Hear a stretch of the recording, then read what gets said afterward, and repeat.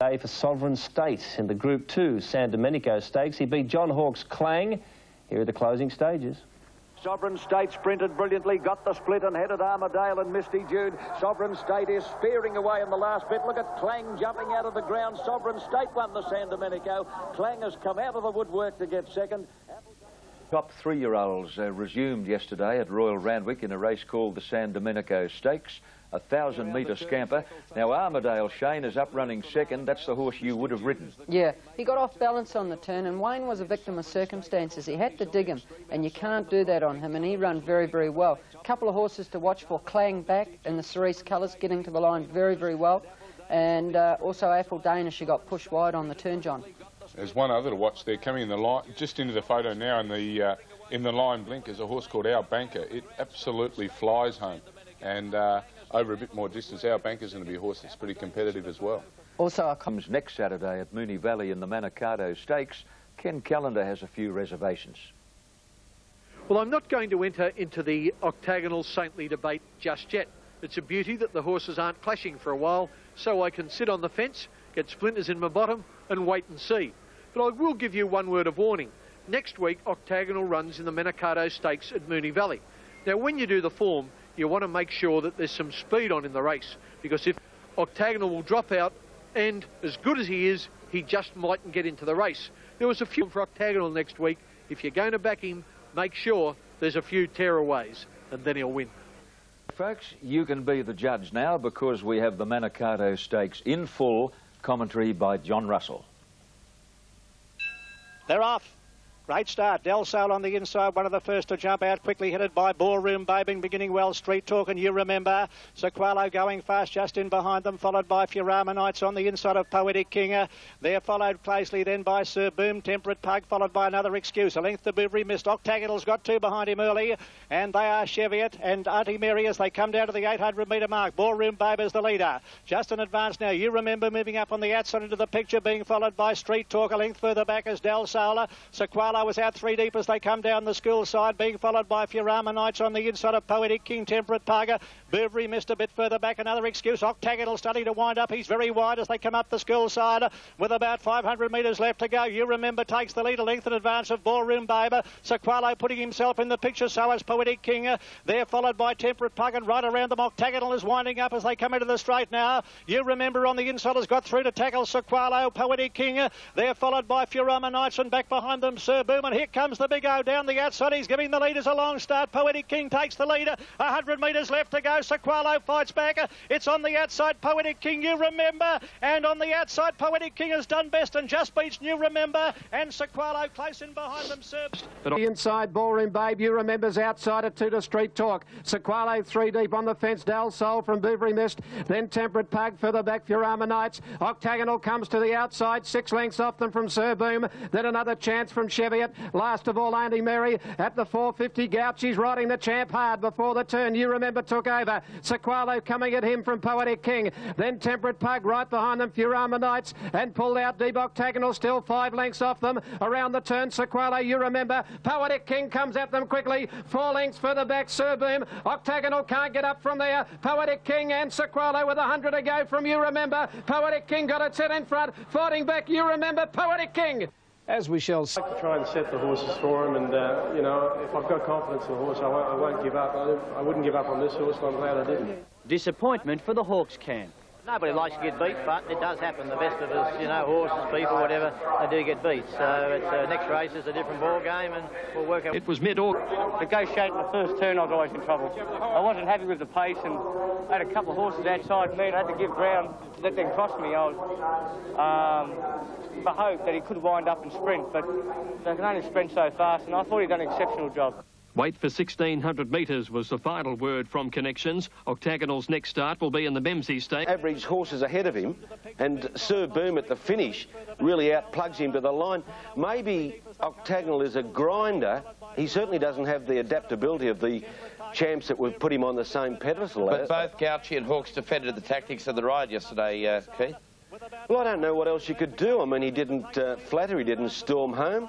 There he is, given a couple of reminders that he's supposed to be a champion, but he doesn't respond like one. Keith, Darren Beedman said he made his run in another county. Look how far wide he is. His finishing section would have been comparable with the others. I thought it was a bad ride. I'm disappointed in Octagonal, but yeah, the point is it wasn't really. You can't say he's a no-hoper on that performance. Don't get into the Perkins syndrome. He deserves another chance. But can he be as dominant in the spring as he was? Get in to win. Johnny Hawkes was very, very confident. But I've watched the race many times last night, and I don't think it was too bad a run. The sectionals were very slow early. He got a long way back, and he pulled him back to go round him. He had no chance of winning. And when you look at it, he only finished 4 or 5 lengths behind, and he's a 2,400-metre horse, John. It wasn't too bad a run. So everyone's had him on a pedestal to Kingston Town. You won't ever get another Kingston Town. There's only one Kingston Town. Every time a good horse like a Let's Alone for superimposed, we all get carried away and compare him. Kingston Town would have won that race yesterday, but unfortunately we will never see that again. Well, let's find out. I don't believe guys like me get paid to sit on the fence, so I've got to say that Octagonal was disappointing in the Manicardo Stakes at Moonee Valley. Now, I know that Darren Gauci set him a huge task, and I know on his 2 barrier trials he looked like a horse looking for longer this time in. But having said that, I thought he should have gone past a couple more in the home straight. After all, this is a horse we were billing as the new Kingston Town. I don't think he's that, but I still think he's a pretty good horse. I'm not going to wipe him out, even though I said he was disappointing. Let's wait and see till he gets over a longer journey, and then we might see the Octagonal of old. The Air Stakes was the principal race at Rosehill Gardens, and they're under starters' orders. They look set. Social Rule, the inside runner. They're off. Shame is a little bit awkward out of the gate, and she'll settle down at the tail of the field. Moss Rocket began brilliantly. So did Catalan opening, and Our Lance is quickly driving through to go to the lead. Peruzzi has fired out of an outside barrier. She's coming over to take on Our Lance for the early lead. In fact, she'll go to them. 500 metres out, Peruzzi, the leader from Our Lance. Moss Rocket makes a line of 3. 2 lengths away, Social Rule. 3 deep is Mansell Bay. Catalan opening between horses, tracking those leaders into the straight, and is now into the clear as they turn for home. Peruzzi, Flat Chatters in front of Our Lance. Moss Rocket looming up on the outside. Catalan opening taking a little while to hit top gear, and further out is Legal Agent. Peruzzi tackled by Moss Rocket. Our Lance is battling on. Further out is Legal Agent. Catalan opening can't go on. It's Legal Agent swamping Moss Rocket in the last 50 metres, and he does it again, the Agent. Legal Agent scores brilliantly from either Peruzzi or Moss Rocket. Very close for second. Shame has... I'll say it was close for second. It was a dashed dead heat between Peruzzi and Moss Rocket. Well, for the first time in his life, Legal Agent's feet are okay. You know, he's been prone to corns, one after the other, but at the moment he's good. He's racing very well, and it's a credit to Pat Quinn. But there's no doubt the run of the race, John, was Shame. I think we saw the Epsom winner. She's going to be well weighted, and she's flying, and that run yesterday suggested it. Well, Shame also did get beat 2 lengths in the Doncaster last year. She's bigger, she's better, and she's going to be very hard to beat. But what about the run of Peruzzi? Run very, very well, and she is going to win. For a friend of mine, Mr. Lloyd Williams from Crown Casino in Melbourne, Merlene is out for the spring, and she will not be participating. So it's a shame. Storm is last of all, only 7 lengths covering the field as they run down with 900 to go. And Kaltar on the inside, Del Sol together by a length and a half. Selius on the outside of You Remember. Station hand over on the rails, a length and a half to Toil, being followed by Count Shivers, half a length to Peep on the sly. Eureka Jewel second last, and Storm is last of all as they commence the run around the home turn. Del Sol on the outside, Kaltar together. Selius in the box seat just behind them, followed by You Remember. Station hand on the rails. Count Shivers behind them looking for a run, then Toil as they straighten up. Del Sol has put his head in front of Kaltar at the top of the straighter. 400 to go. They've got away by 2 lengths to Selius. You Remember struggling. Further back, Station hand. Toil is down the outside. A long gap to Count Shivers. Del Sol takes the lead with 250 to run as clear of Kaltar. Then Selius and Toil is running on pretty well, followed by You Remember. But Del Sol has dashed away with what appears to be a winning lead with 100 metres left to go. Toil finishing fast down the outside. Kaltar, but it's Del Sol. Del Sol will win the Liston well from Toil second, and getting up along the inside, You Remember, I think's run third, followed by... The Liston, for many years, a springboard to bigger spring riches. This year, Sydney Cup winner Count Shivers, Oaks winner Selius, who ran favourite with the stars on show, along with Peep on the Sly and Eureka Jewel. But a slow pace brought about their demise. And Del Sol got the better of Kaltar, led by about a length and a half. Selius struggling, Toil with a run on the outside. The big guns aren't in it. 100 to go. Del Sol by 2 lengths here. He's home, I think. Toil getting the second from Kaltar, You Remember, but Del Sol knocked out of the Manicardo, gets it back today. A bad check rule. Well, best go easy on the Creme de la Mont, Simon. Del Sol home at 15 to 1. Toil a game run as usual at 10s. Eureka Jewel was the run of the... Yes, Ken? I was going to say, John, I think the form in that race will prove about as reliable as Simon's tips. And also, Ken, Selius wins when she gets in a slow run race and dictates. When it's a fast run race, she's no hope. She can't keep going to win. I agree with that. And Paint's jumped only fairly, and Accomplice is a shade tardy, and Dance Music went straight back to the tail of the field. Pimpala Prince looked to be in a spot of bother early, and I think he might have stumbled just a few metres after the start. Paint Pimpala Prince is last as they come to the 600 metres mark. Paint with the inside running is now being joined by Armadale. Sovereign State is obliged to race 3 deep. On the fence, Accomplice on the inside of Dance Music. 3 and 4 deep, Presidential Rule, followed by Intergaze Magic of Sydney Clang, and Pimpala Prince is making ground near the fence as they come over the rise. Armadale and Paint are the 2 leaders. Sovereign State having a crack at them now, followed by Intergaze and Accomplice at the 200. Paint fighting back. He's a real little trooper. Paint again got the better of Armadale. Paint has kicked away with 150 to go over Armadale. Sovereign State, look at Magic of Sydney getting home when it's all over, but Paint leads all the way to win the up-and-coming stakes. Very close second between Sovereign State and Armadale. Well, Keith, can Paint follow in the steps of our Maze K from last year? Well, I think his owner-manager, David Moonee, believes he can. And, I think you've got to respect the comment again made by Shane Dye after the race. Shane chased Paint on Armadale. It's Paint on the fence in front, Armadale in the blue. And Shane said that Armadale had every chance, but Paint was in a different league. Look at Pimpala Prince has nearly fallen there, Keith. Forgive me for interrupting, but there was just... Pimpala Prince was an outstanding run in that race, was charging up behind Accomplice, was going to go well past Accomplice, who finished 4th, was checked. This followed a tardy start where it was checked early again. Pimpala Prince was the run of the race, but Impala Prince is a hard-fit racehorse. The key to Paint is, I feel, out of the up-and-coming, we've got Iron Horse, of course, and Pimpala Prince. I've left Paint out only because he's going to be very short odds. I want another look at him before I go overboard like Keith, but never a big 100 metres there. But G. Max is right about today. I think we're going to get some spring gold medalists out of the trifecta or the trio running in the Warwick Stakes today, Max. Yes, well, it'll be... rather Saintly's Brilliance will get him home, and he's the horse I'm going to tip. But I'm not adamant. Normally... I'm ever since I was a little fella, and I think Philante today is going to be a horse that's done well in the paddock. It's going to be an improved horse this year, especially in weight for age events. I think today it's going to go very well. And I give a little outside chance to Dupain. I think it's been... I've heard it's been galloping exceptionally well at Randwick, and I give it... Okay, we've heard plenty about... Horse to beat. If he can do what he did... Saintly's the horse to beat. If he can do what he did first up last time, he'll win the Warwick Stakes. The co-figure... The awaited Warwick. Winner Dupan past the 1,000 metres mark. The pace is muddling. Nothing like a Dane on the outside. Pulling is just shading Noble Dane a length away. Philante keen to go faster. Now Beedman allowed Saintly to get a bit closer to them with the pace so slow up front. And then Roadworthy followed by Patonkin, Dupan and Brawago as last, about 5 off the lead. They're very tightly packed at the 600. Noble Dane on the inside. Nothing like a Dane in the centre. And Philante is about to whip up 3 deep. Saintly right on their heels as they come to the corner. Followed by Roadworthy, Dupan is taking off, and then Patonk and Brawago as they come around the turn, and now they're really flying. Philante has raced up to head, Nothing Like a Dane, and Philante exploded to the front. Philante put about 2.5 on, Saintly getting to second. Nothing Like a Dane has called it a day, followed by Dupan, but it's all Philante. Mighty Mick, Jeff and Beryl White's great 4-year-old Philante is annihilating them in the Warwick Stakes. He wins pulling up by 3.5 lengths to Saintly. Third Dupan, followed by Nothing Like a Dane and Brawago. Contrast, but as you mentioned, Nothing Like a Dane also struggled.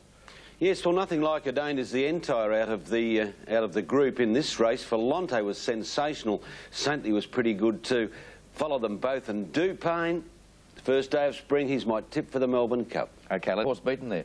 Yes, there are definite worries about Nothing Like a Dane. Philante, I would say the performance of the week, an outstanding horse, and certainly the horse that they've now all got to beat in the spring. I think Warwick wanted to be a bit closer to them, not that it made any difference, because Saintly is now obviously looking for further. Your horse, Shane, just raced with a lack of interest on the day. Yeah, disappointing, no doubt about that. I think he wants to get back in his races and he wants ground. I think had I got back in that race, he would have run on like Dupain, Simon. Interestingly enough, you know, weight for age scale now, and people have said during the week that probably Saintly needed the run. I think a run could probably only give Saintly a length and a half, maybe 2.5 lengths at most. He's got his brains kicked in by 4 or 5, so Philante could be the horse of the spring. I will say this though, Simon, Philante did it last time at Rosehill, run 1.9 course record and nearly fell at the 600 metres, and he did it again. Now, can he do it again second up? That's the thing.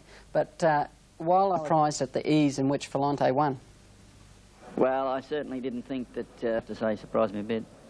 Is he the horse to beat in the Caulfield Cup?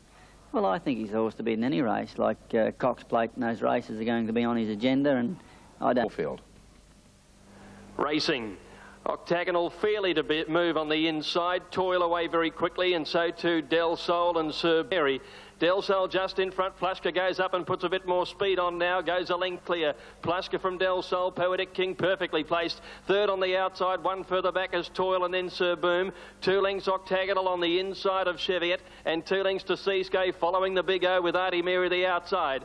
Heading to the 600 metres. Plushka the leader. Half to 3/4 in front of Del Sol. Now Poetic King and Sir Boom come at them 3 and 4 wide. 2 lengths Toil. Octagonal's got away from the fence with Cheviot on his outside. He's within 3 lengths of the leaders coming towards the turn, where Plushka's joined again by Del Sol. Poetic King wider out Sir Boom. Octagonal under the whip behind them with Cheviot out wide, and then Toil in the straight now, and Marshall takes Poetic King to a slender lead. Sir Boom coming at him on the outside, and then Del Sol from Plushka. Octagonal is further back in the field, not near them. Poetic King and Sir Boom now with Seascape running on. It's Sir Boom going to Poetic King and Seascape, but Sir Boom takes it. Sir Boom by nearly a length. I'd say Seascape grabs second from Poetic King. Cheviot. Toil, then over on the outside came Cheviot, followed by Octagonal, only about 3 lengths off the leaders. They come around the home turn and he's starting to wind up. Plushka tackled by Del Sol. Poetic King deeper on the track, then Sir Boom. Octagonal just behind them down the outside. Cheviot, they're setting sail for home with 250 left to go. Sir Boom on the outside and Poetic King together. A length and a half Plushka. Octagonal's a long way back. He's not responding at the moment. Sir Boom on the outside. Poetic King won't give in. He's fighting back. Seascape's rattling home. Seascape, Sir Boom, the centre, Poetic King and Sir Boom. Sir Boom wins it from Seascape and Poetic King. Cheviot behind them. Toil, followed by Plushka. Octagonal's run third last, followed next to last by Auntie Mary and Octagonal home in the Manicardo, winning his biggest race. I was confident we could win. I thought they wouldn't match him today. Even despite the fact that Octagonal was in there? Octagonal didn't scare me at this distance. There was no hiding the disappointment with Octagonal, beaten clearly without apparent excuse. I was struggling probably at the 700. I thought that the horse might wind up, but he didn't today, and I just hope it's just one of those second-up runs. That's the first time I've sort of really been disappointed with him today, but in saying that, I know he still gives his all, as Darren said, he was still reaching at the finish, which, maybe we just got to get out to that little bit, a bit more distance. Octagonal's program will remain unchanged. The Fian in 2 weeks at the Valley is next. For the winner, Sir Boom, next week's Craigley, the immediate task. To rate performance of Octagonal, Keith Hillier, the second flop in a row, and that's a worry. Certainly is, David. Unlike Max, I went to the races, went to Caulfield and became miserable after backing Octagonal. I think he's gone this campaign. I really don't think that he's come up. And Max, when you look at it, the horses that do survive every year, Better Loosen Up, Kingston Town, that ilk of horses, have all been geldings. And I think that Octagonal, and maybe even Nothing Like a Dane, are going to face problems this season. Well, Keith, that is a reversal of form, because after Moonee Valley you were quite hopeful about Octagonal, but nevertheless I do think there's 2 possibilities. A, Octagonal isn't as good as he was, he's burned out, or B, he might need a longer journey. Well, John Hawkes was telling me this morning there's absolutely nothing wrong with the horse. He's nonplussed about it. Even he's starting to concede, well, he may not have come up. But nevertheless, don't give him up yet, John Hawkes said. We'll try him over longer ground. That might bring the best out in him. More. He hasn't really sprinted for over a year now. He's had 2 trials as preparation, 1,200 metres. He's not a sprinting horse. I'd like to see him 2,000 metres and beyond. I think next start in a mile race, you'd like to see him finish it off a bit better. But I think he's just an out-and-out stayer now, Simon. Yeah, it seems that way. And talking off air before, he hasn't run, had a sprinting preparation for 18 months. No. So His first start was over 1400 during the autumn, so this 12 and 1400, I suppose, may not be right up his alley as a 4-year-old. Yeah, I wonder if it's just possible he's needed. He hasn't let him go as yet. Lionhearter 6 lengths in front of Deep Tempest, 10 lengths then to Philante, followed by Comedy of Errors, but it's all Lionhearter inside the final 200 metres. Shuey just riding him along, hands and heels. The raps were big. He is good, this fellow. Lionhearter stretching away on the run to the line to win by 10 lengths. Oh, he eases up, he pricks his ears, throttles right. Well, they're all talking about him. That was his first start in a race, a maiden in Brisbane on the 28th of August. He won by 10 lengths. He went 19.1. And they're going straight to group company during the Melbourne Spring Carnival. His rider, 59-year-old Mel Shoemaker. How does... Yesterday at Flemington. Yesterday at Flemington. It's Checkmore, a narrow leader. Investigation on his outside. Sober Affair back on the rail. Third, Pimpala Prince wide out 4. Prattler just behind them, followed by Costa Delago, and then XL Pilot running a bit greenly. Aragon Prince over on the rail, and then My Duke when they came to the 300 now.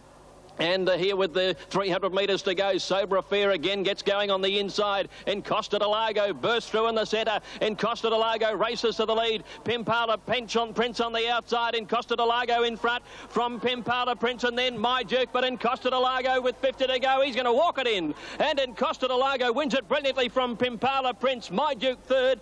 Costa Delago has the potential of Golden Slipper winner Merlene. Costa Delago, hard on the fence, a length and a half. Pimpala Prince from My Duke and Costa Delago. The Flemington Daily Double returned to Guineas. That's what I've had him in training for the spring. I don't know.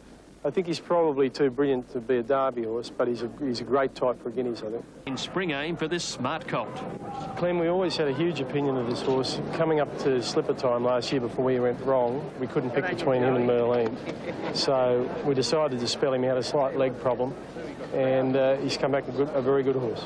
With Blinker's first time and Costa Delago at 11-2 did have a lot up his sleeve on the line. His acceleration a great asset. Flemington, could it have been slower out wide than where Costa Delago was?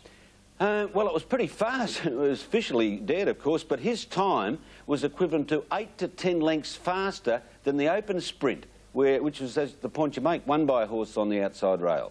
Yeah, well, it's interesting because when you think of a horse winning his first race as the Freedman Colt did yesterday, and to be mentioning him as a Derby horse, but obviously he is outstanding. Magic of Sydney won very well, and you know how good Anthems is, so we look like we've got another vintage crop of 3-year-olds on the way. Yes, the race 5 on the card, the Craigley.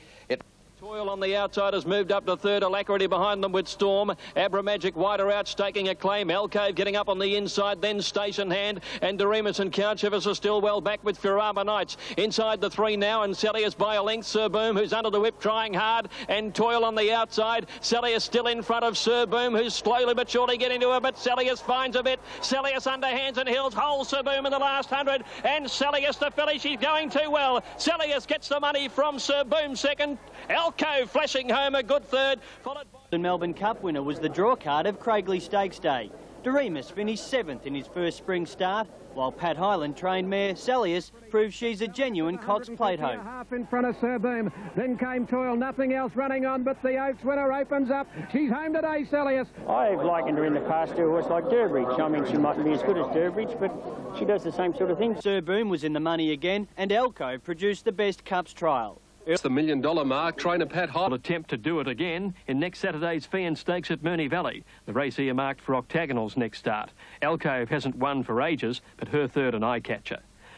She's a good mare, Selius. She started favourite at her past 9 starts. Patrick Payne stacked them up yesterday, a la Races Edge and Durbridge. That style, you just can't get past quality front runners in weight for age races like that. Alcove, the eye-catcher.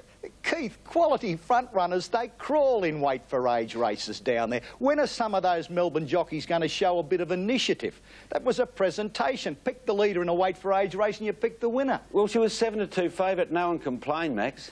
On class, not on staying ability, and I think that Pat Holden will probably keep her for races up to 2,000 metres, even if that's the Cox plate. I see Doremus just going to the line quite nicely there, not under a great deal of pressure. You did indeed. Glad it didn't escape you. Remedy for her now. Her run at Sandown a couple of weeks ago wasn't great, but yesterday it was a real I strike. like the run of Doremus in the pink and blue colours coming home. That's a Cups pointer, and he's on target for a Japan Cup or Melbourne Cup. He's going to be very hard to beat over ground. But you can't beat Selius when she walks in front. She's just too good. If there's pace on, she can't win. You worry about fillies who... Brilliant 3-year-old Paint has broken down and could be missing for up to 12 months. The Blue Diamond winner was sore when taken from his box this morning and had to be scratched from today's Randwick meet. Had some swelling in it, and he had to be scratched about half an hour after official scratching time. Number 2, Anthems. Now, I think he's a coming star, an absolute coming top liner, Anthems. His performances in Brisbane in the winter were sensational, and I just don't know if the race will be over when he gets going today, but they'll want to look out for him over the last 100 metres because he'll be rattling home. He's showing at $3 on the tote. Bookies are just a touch more generous. Cleng, stablemate of Anthems, is at $5. Sovereign State, now I think he's the horse to worry about. I've tipped Sovereign State. I think he'll be near the lead, probably up. Craig Agnew rides him for Mrs. Diane Lumsden, the Newcastle trainer. Number 6, Armadale, Shane Dye, just getting out a little bit now to $4.20. Armadale of the 1996 Roman Consul Stakes. Face well, and they're often running in the Roman Consul, and as anticipated, Anthems went straight back to the tail of the field. Just about 7 lengths covers the field as they near the turn. Armadale with the inside running, and Jacobite, and they're the joint leaders on the turn by 2 lengths to Monet's Cove. Sovereign State tracks them into the straight, followed by Anthems, who's giving them 6 lengths as they come over the rise. Clang is on his outside, holding him in a pocket as they top the hill. Armadale took a narrow lead over Jacobite. Sovereign State's not finding much. Here comes Anthems. He's about to burst out of the pack, and he'll fly here in a moment. Armadale's in front, 100 out, but look at Anthems. Anthems with giant strides is gobbling him up. Anthems on the outside is charging at Armadale, and Anthems gets up in the last stride to beat Armadale. Now there's a 3-way go for third, and they are Sovereign State, Clang and Monet's Cove, followed by Jacobite and Babu's Boy, pulled up at the tail of the field in the Roman Consul. Viewers, you just saw one special racehorse there, a horse called Anthems, and he's going to be the horse to beat in the Victoria Derby this year. Look, here comes the post. There goes Anthems. He got there. Anthems will get the prize if you've backed by Kodak. Doesn't he love a photo finish? Burnborough-like finish. He's the most exciting horse in Australia now, and doesn't he give you some heart murmurs? He certainly gives you some joy too if you've backed him, Keith. He had scope for improvement. Speaking to John Hawkes this morning, he said that he thinks he could be rushing him a little bit quickly to go to the Spring Champion Stakes over 2,000 metres. He figures more on centering around Melbourne, and at this stage the Victoria Derby is a nice race for him. But the Inghams see that Cox Plate, particularly if Octagonal doesn't come up. And when you look at the weight differences between... Cerise, the chestnut horse, about to rocket into second place.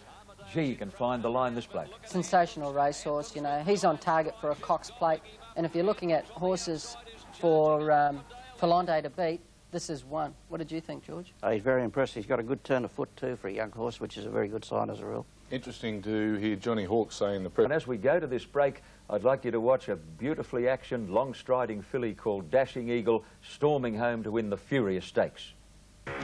At the 200, Apple Danish tackled by Assertive Lass coming through between them. Assertive Lass got the split, dash to the lead from Cashier. Apple Danish, but here's Dashing Eagle. Dashing Eagle with a giant stride, swallowed up Assertive Lass, and after being held up for a run, she got out and won brilliantly, Dashing Eagle. Outstanding performance at Randwick as we go to that race right now. Port watch the leader over Philante. Electronic about to go 3 deep. Donar will be carted 4 wide, followed by Ken Bell, and then the Penny Super Slew. Dupan under pressure, and Nothing Like a Dane is about to be hooked to the extreme outside as they come over the rise, where Philante race clear. Saintly out of the pack is coming after him quickly, followed by Electronic, and then Donar. Nothing Like a Dane is plodding. Philante the leader. Saintly's a length and a half behind them, trying desperately, but Philante's holding Saintly easily at bay. Philante with Dittman peeping over the shoulder, wins it well over Saintly. Nothing Like a Dane got up for third. 4 on favourite from Saintly 2s and Nothing Like a Dane 11 to 1. The Cox Plate and the Caulfield Cup, is he good enough for them? They're not always feeling 100%, but I'll tell you, it'll take a very good horse to take his mantelpiece, I'll tell you. Now set for the Cox Plate in preference to the Caulfield Cup.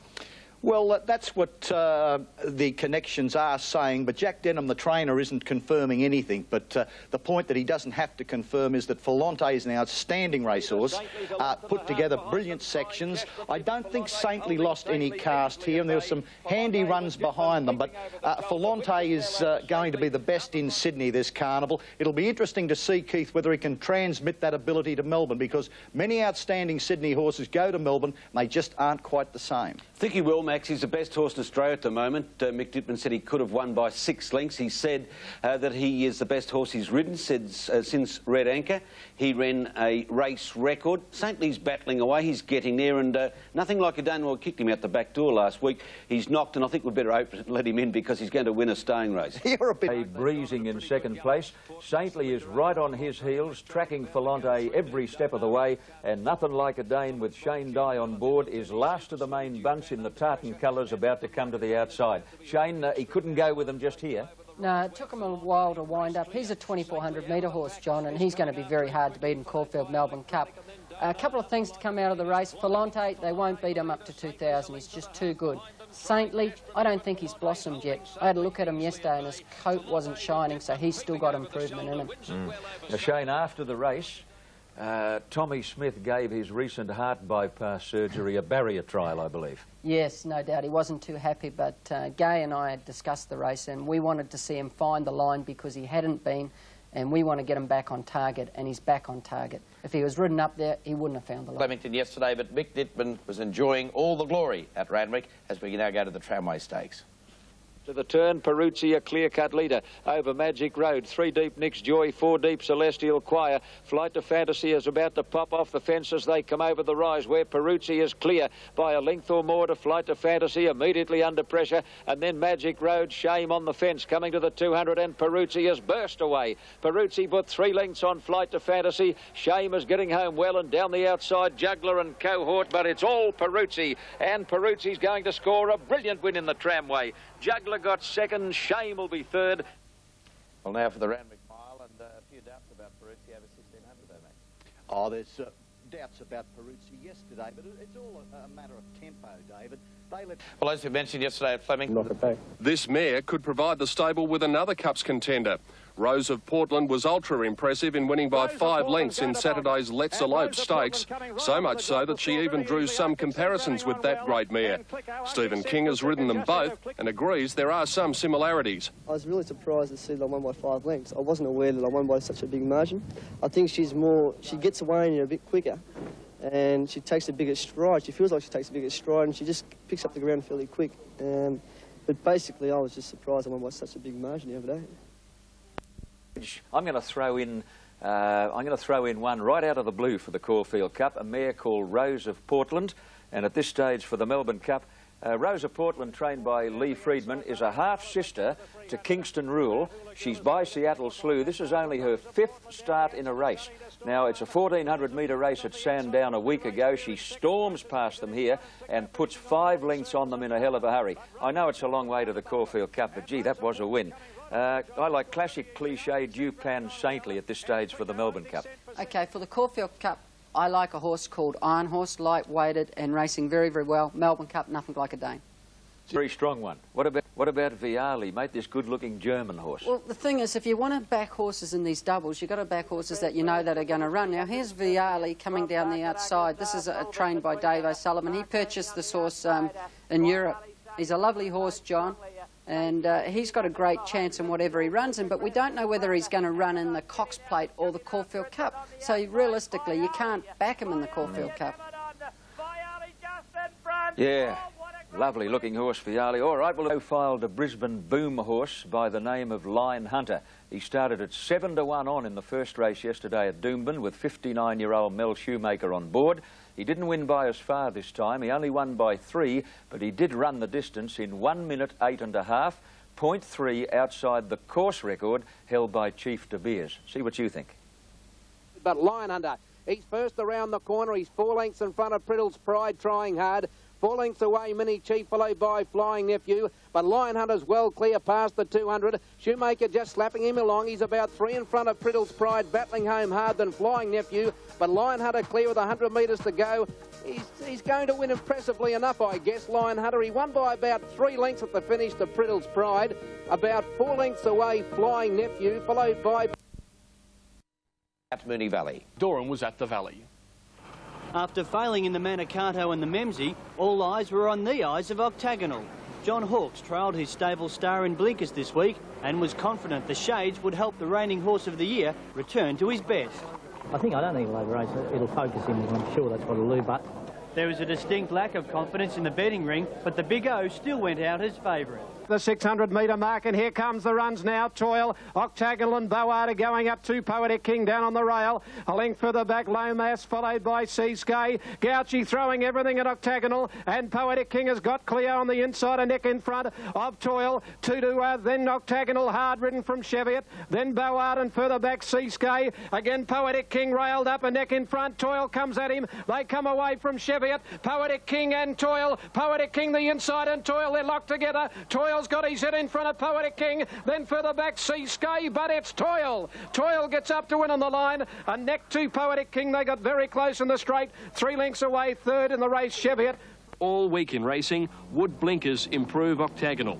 Could the horse of the year bounce back in the Fian? The answer, an emphatic no. He's back to third again, coming up towards the turn. He's battling a bit now, and Poetic King, the leader from Toil, they've got away. 2 lengths in front of Cheviot, getting up to third, and Octagonal battling only at the turn. Into the straight, Poetic King, the leader from Toil on the outside, then Cheviot and Seascape from last. Poetic King and Toil down in the last 100. Toil the outside and Poetic King. Toil has taken the lead. Stephen King, it's Toil about a head in front, and Toil beat Poetic King a half ahead. Octagonal, unplaced for only the 3rd time, struggling near halfway. His 5th place finish, a shadow of his best form. Trainer John Hawkes is to recommend retirement to stud. He just must have his mind on other things, and it's just very unfortunate, but there's not a lot, you know. I don't think there's much left I can do about it. I think I've tried nearly every trick in the book. He's got a great future at stud, and he's been too good a horse to just continue to run around just for the sake of racing. Owners Jack and Bob Ingham will make a final decision on Octagonal's future. An autumn campaign would be possible before next stud season. For the win, a disappointed trainer. I think his future's looking a little bit bleak as a racehorse, but he's got nothing to prove. I think he's been there and done it all, and as I said, I think, you know, most probably stud seasons, you know, going to come a bit sooner than we anticipated. And I mean, every time he keeps running, I don't think it does him any good. And as if he's not switched on, he mentally doesn't want to be a racehorse anymore, well, it's just pointless in continuing on. Pace was a bit slow, and I got out at the school when I wanted to. I went to sit on him just to let him cruise up beside him, but I was gone. I had to sort of push him. I might have got to the front, but that's as quick as I could go. A decision will be made on Wednesday on whether he is to be retired, but he's being beaten by horses that he should be trouncing, put it that way, because the horses that are winning the early weight for age surely won't be the stars come the end of the spring. Toil and the connections and so forth, that weight for age form just does not stand up to the Sydney category. Yeah, couldn't agree with you more, Max. I mean, the A-team's still to arrive in town. Well, all reports that we heard overnight indicated that John Hawkes was going to recommend immediate retirement, but I've heard a little whisper this morning, Simon O'Donnell, that he might run in the Underwood Stakes next Sunday at Caulfield, 1,800 metres. Have you heard that whisper? Well, I think you'll definitely see him entered, and what we'll see is that there'll be a decision made during the week. Johnny Hawkes will speak to Jack and Bob Ingham, and I think by Wednesday we'll know the future of Octagonal. Well, Shane Dye, for all the moment, isn't he? Very disappointing. It's a shame because his 3-year-old record was so good. You know, a 3-year-old won't do what he did last year for a long time. It's just disappointing, but he's not racing well. And the worst thing about it is the Sydney horses are going a lot better than the Melbourne horses. All right, let's have nearly a length on Buraton with King Ivor 3rd, Star Joe 4th. Intergaze moving up 3 deep as they near the turn, and then Don Tristram. Sovereign State tracking them into the straight, and Babu's Boy as last as they turn. Armadale just the leader over Buraton. Star Joe hooked out, and Dittman pops the question, followed by King Ivor, and further out as Intergaze. Well in the straight, 300 out. Armadale pinched 2 lengths on them. Star Joe looks to be struggling a bit. Intergaze about to run into 2nd place. Armadale's got a good lead. Intergaze is going to come home home hard. Here he comes now. The Champagne Stakes winner, Sovereign State, flying late. Intergaze heads Armadale in the shadows of the post, and Intergaze beat Armadale, and nothing went to the line better than Sovereign State for third. Well, Keith, a very impressive finish there. Pretty good. Intergaze, the sire's winner. Armadale keeps running into one better than him every week. Previously was Anthems. Yesterday, Intergaze. His day will come. Star Joe, flopperoo. Well, it was a flopperoo, Keith. It did strike a few hiccups at the start. Don't give up Star Joe yet. Armadale was allowed to dictate terms in front, and under these circumstances was very hard to beat. Intergaze put up a really top-class performance and is certainly going to figure prominently against the best horses. Sovereign State, too, the minor place getter, can be placed to advantage. I like the run of Sovereign State, and he'll be on track for a race like the Stan Fox Stakes. Intergaze, winner of the Group 1 Champagne Stakes, looks as though he's come back. Really has, John. He looked lovely in the yard yesterday, and he might even run in the Spring Championship Stakes. But my horse, Armadale, who runs second, how unlucky is he? He's been beat by Paint, Anthems, and yesterday, Intergaze, 3 Group 1 winners. Well, Sydney looks your Derby hope down here, Max, doesn't he? He's pretty smart. Oh, he's pretty smart. I thought his win yesterday was workmanlike rather than brilliant. Keith, what did he beat? And also his finishing section wasn't that flash, but there is no doubt that Magic of Sydney, he's an improving type. He's a good racehorse.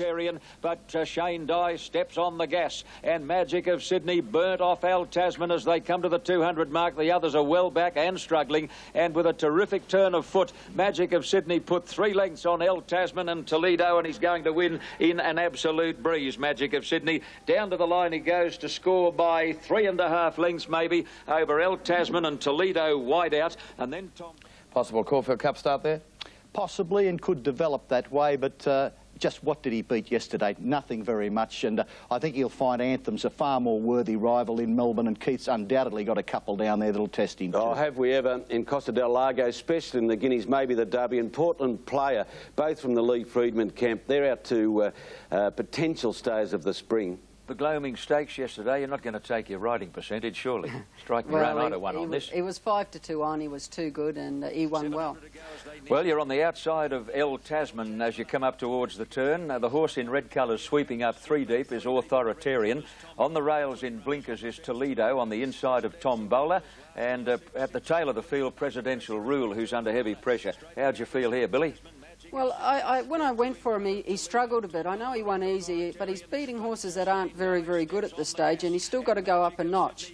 But he's an outstanding horse, he looks well, and all he's doing is winning easy. Now, were you flat here? Could have he gone any better? Oh, no, he was doing his best here, there's no doubt about that. But he needed a very hard hit out yesterday, John, because he's not going to have another run before the Spring Championship Stakes. And that run will top him off, and he should just win the Spring Championship Stakes. Now, there's talk of the Caulfield Cup. The Theo Marks Quality from Rosehill yesterday.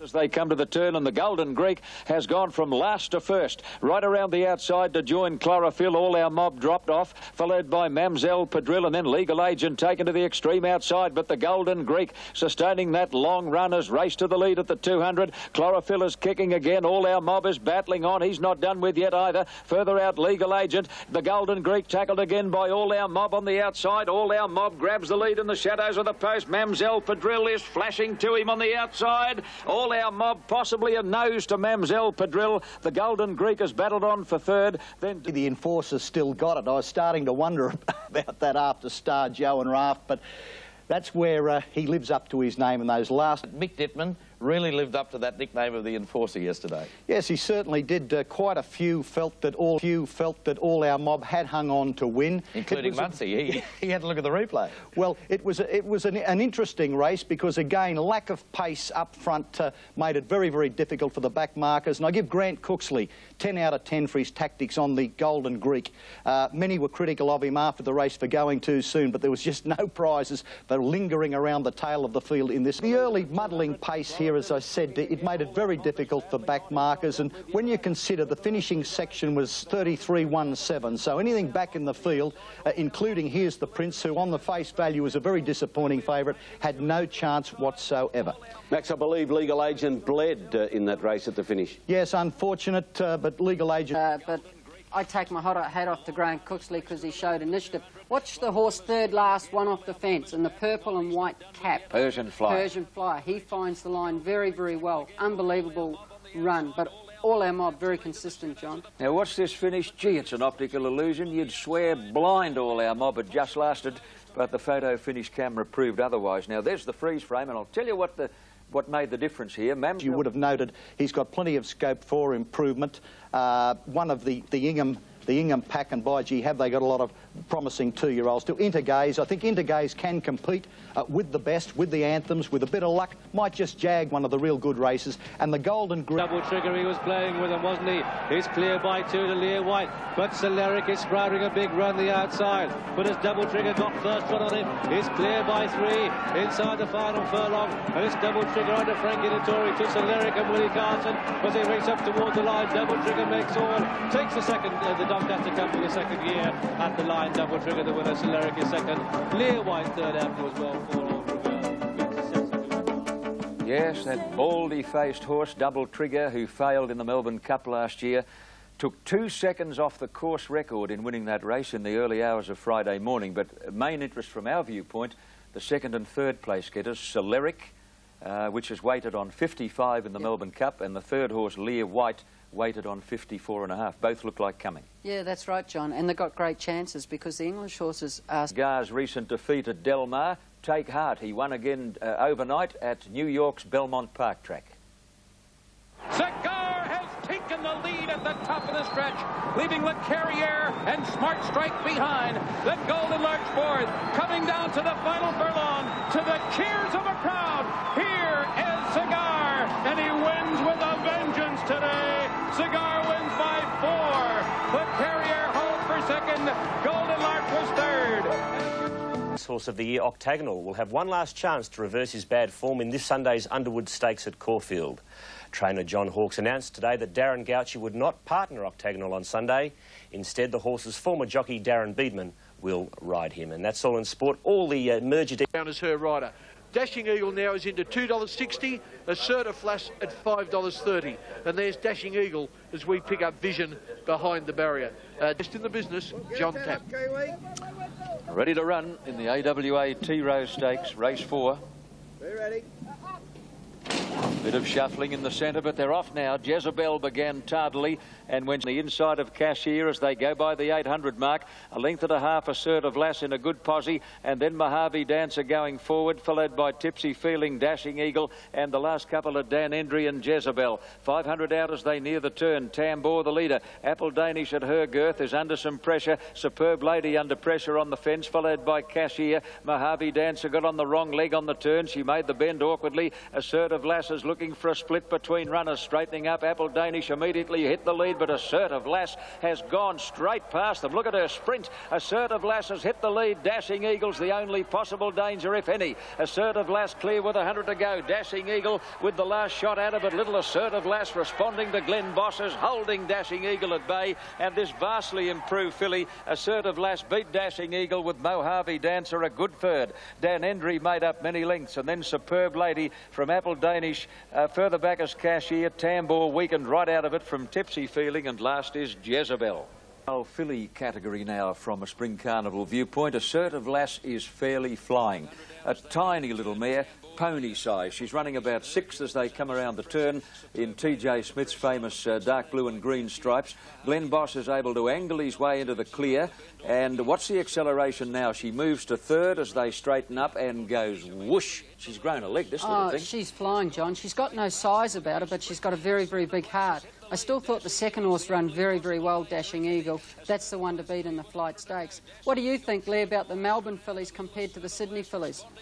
Well, I heard you say a week or so ago that you don't think they're much good, Shane, and I suppose on face value you could come to that conclusion, but we've had a lot of wet weather down here, and a lot of these fillies have been running around in unsuitable races on bad tracks, and I think you'll get a surprise in the next 2 or 3 weeks that there's a few of these Melbourne fillies pretty good, and they'll match it pretty well with the Sydney fillies. Leah. Group 2 on the way to the Flight Stakes. She's got electrifying speed. She just literally... Now.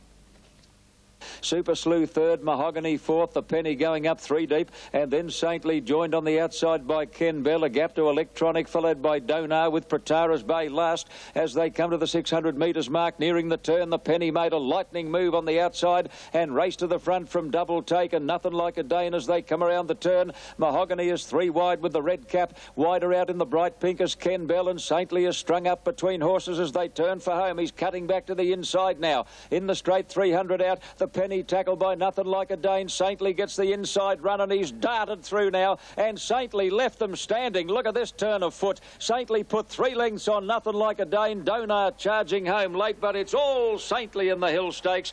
Beedman takes hold and he coasted over the wire to beat Nothing Like a Dane with Donar third. Saintly odds on and magnificent. The Metropolitan Handicap is on the agenda as he heads towards the Melbourne Cup. Last 2 outings, we've got to now pose the question. Saintly impressive yesterday, but how good is Philante? Oh, Philante's very good, but I don't know. I might be backing Saintly to beat them at their next clash. Saintly just has started to blossom at the right time. They're both outstanding horses, and it is going to be a great clash. This is building up to one of the great springs, Keith. Oh, indeed, Max. Look at the ease that Saintly wins this race at. It's over 1,900 metres, yet Saintly ran his last 600 metres in 33.9, which is faster than Juggler ran at a lesser distance to finish off. There were extenuating circumstances there, Keith, but the acceleration of Saintly, the appearance of Saintly, you had to be impressed by Saintly yesterday, and Nothing Like a Dane is working up to a win. 1,900 metres now is obviously short of his best, but oh, I don't know. I'll have to look very, very closely at anything to beat Saintly. Bart Cummings has now got him prime. And I think they might land that money, a massive midweek plunge on Saintly in the Metropolitan, Max. Well, I'd be backing Saintly to win anything. Metropolitan, Melbourne Cup, Cox Plate on that performance yesterday. And I think Mahogany might end up with Vintage Crop. I think Mahogany could well have run his last race. Henry Plumtree, the racing manager for Lloyd Williams, told me that certainly there is nothing physically wrong with Mahogany. There's something mentally amiss there, and he will be recommending that the horse doesn't go around again. Well, the game, of course, was Mahogany's failure here in the Hill Stakes at Rosehill Gardens. He was beaten 9 lengths. There he is in 3rd place on the outside in Kerry Packer's green and white hoops, red cap, and he's a spent force here. Now, firstly, Lee, obviously you would have checked everything overnight. Did he pull up okay? Outwardly, Tappy's pulled up fine. I want a bit more information though before I want to make any decisions on the horse. I believe we're going to get him back to Melbourne. I'd like to have a good chat to Lloyd Williams. I'd like to have a good chat to Henry Plumtree, his racing manager. And I'd obviously like to have a good look over the horse before we make any plans about him at all at this stage. Yeah, it's feasible that he was short of a run yesterday, but not that short, surely. He certainly wasn't short of a run, Tappy. Leon, well, how did Bart's big chestnut charger feel underneath you yesterday in the Hill Stakes when you cut back to the inside and he saw that run? Didn't he accelerate? Oh, he did, Johnny. It was a fantastic win. It was back towards his Australian Cup win when I won on him down here. And as you can see, he just loves being held up in behind the field. Black and white checkered cap, Darren. You held up just for a stride or two there? Yeah, just held up for a little bit. But once I seen the opening and put him into the run, you can just see him there, just lower down. He's a bit like a Ferrari. Once you lower him down, he hits top gear, and he got to the line exceptionally well and won with a matter of ease. John, Nothing Like a Dane run very well yesterday. He felt very, very good. That's him running second. But he can't beat Philante and Saintly until he gets up to 1.5 miles. Past that, he might have a chance, but over 2,000 metres, they've just got it on him. Do you think Saintly, Darren, will run? It's a very thrilling win. So is the plan now the Metropolitan? It looks like that. If he's going to have a chance in the Melbourne Cup, they've got to run over 1.5 miles. Do you know if they've got the Melbourne Cup ready for you? Because you can keep the 10th one. Do you think they've got it ready yet? Oh, no, they better have it polished up because you never know, a bloke might need it. Bring on the Epsom. Starter Billy Dale onto his stand, hits the button, and there they go, and what a magnificent start. Shame seemed to get squeezed back to the tail of the field, bouncing out in front, Cattle in opening, Sprint by, and Deep Snip and Shame are back at the tail of the field, but they're pretty tightly bunched in the run to the first corner, and it's a charge for the lead now. Sprint by headed off by Gossips, and Roadworthy on the outside. Forrester rides hard on Gossips to get to the front. They're about 2 lengths in front of Cattle in opening, who's in the box seat, and Peruzzi is up in that leading division, followed by Stork on the inside. inside of Byzan Star. Further back Valence, and then Juggler. Future King taking off will be carted deep, followed by Shame, and Deep Snip on the outside is last of all. Coming to the 600 metres mark again, Sprint By booted up on the inside to join Gossips, and in third place Peruzzi getting between them, followed by Roadworthy, who'll make the turn fairly wide. A gap to Catalan Opening, who's had a cushy run on the outside of Stork. Future King as wide as they turn, and further back is Juggler, who's about to get into the clear. Straightening up now, Sprint By joined and headed straight away by Peruzzi, who shot to the front. Catalan Opening on the outside has gone to Peruzzi very quickly though. Peruzzi and Catalan Opening, they've come away from Stork, followed by Juggler. It's Catalan Opening grabbing the lead 100 metres out over Peruzzi, and look at Juggler, 60 kilos and all, he's coming home like Burnborough. Juggler has come from a mile back to beat Catalan Opening, who looked all over a winner. The effort of Gossips and Kay Forrester on Gossips concerns stewards. Gossips was ridden for speed, ended up being beaten 23.5 lengths. Now, Ray Murray, he stressed the fact he was not at all happy about the way that Gossips attacked in the front, particularly Peruzzi. He did mention that these tactics favoured Juggler, and certainly were to the detriment of Peruzzi. Now, the inquiry has been adjourned. It's a very interesting one. It has taken the gloss off a great win by Juggler. What a magnificent racehorse this bloke is. Oh, don't you love him, Max? 60 kilos and all. I think that's his 12th win from 28 starts. He gives his best every time. One of the most consistent racehorses of recent years. But Catalan Opening's performance was very good too behind him. Shane got knocked down. It's going to be a very, very strong form race, but Juggler's going to take on the best, and he's got to be competitive with the Philantes and the Saintleys. Mightn't get my money, but then again, I've been wrong before. I'll tell you what I won't. And 6 or 7 lengths off the lead, turning for home. Yeah, look, Juggler's a good horse. We've seen a lot of Juggler. We've taken him on with Doremus before. We've taken him on in the Thurman Cup and in the Queen Elizabeth. He's a very, very good horse. He's obviously going very well. He responded off a fast pace yesterday, and he was most impressive with the big weight, I feel. John, it was an interesting horse that did set the pace yesterday, wasn't it? It's off by the way it did. Cox Plate-wise, there's a lot of people in Melbourne pretty excited about it. John, a couple of things out of the race. Valence run very, very well. He's come back sensational from a Queensland derby. Very good run to run third. And Shame, she was a bit unlucky. And she's going to be very hard to beat in the Epsom in 2 weeks, but no doubt he's a Cox Plate horse.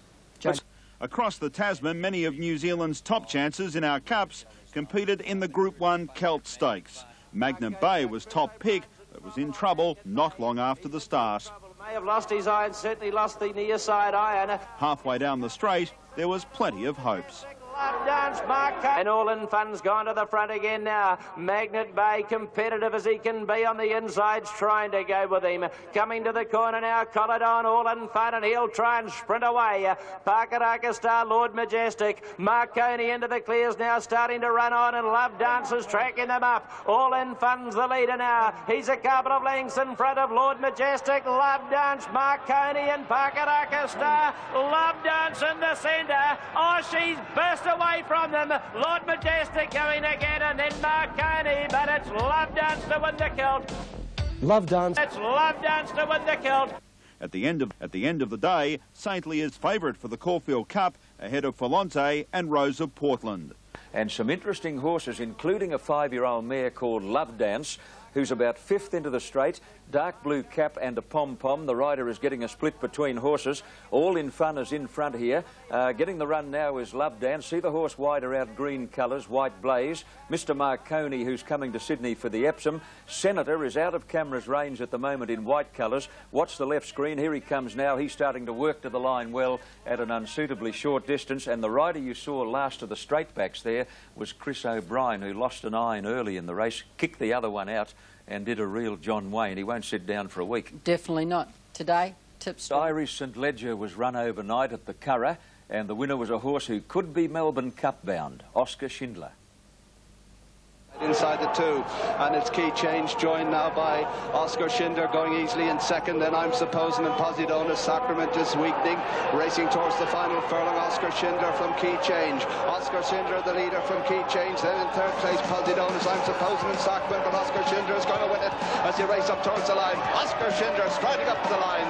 A first Irish Group 1 success for Stephen Crane, who touches the air in delight, clear of Key Change. Sacrament's third, Posidonis 4, I'm Supposing 5. West Point, has that got on your little black book, Max?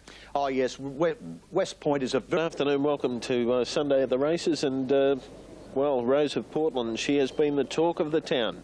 And here she is today. She's going out in this race, the Dairy Farmers Milk Handicap. Used to be the Bill Williamson Handicap, and over the years there have been some good winners of this race.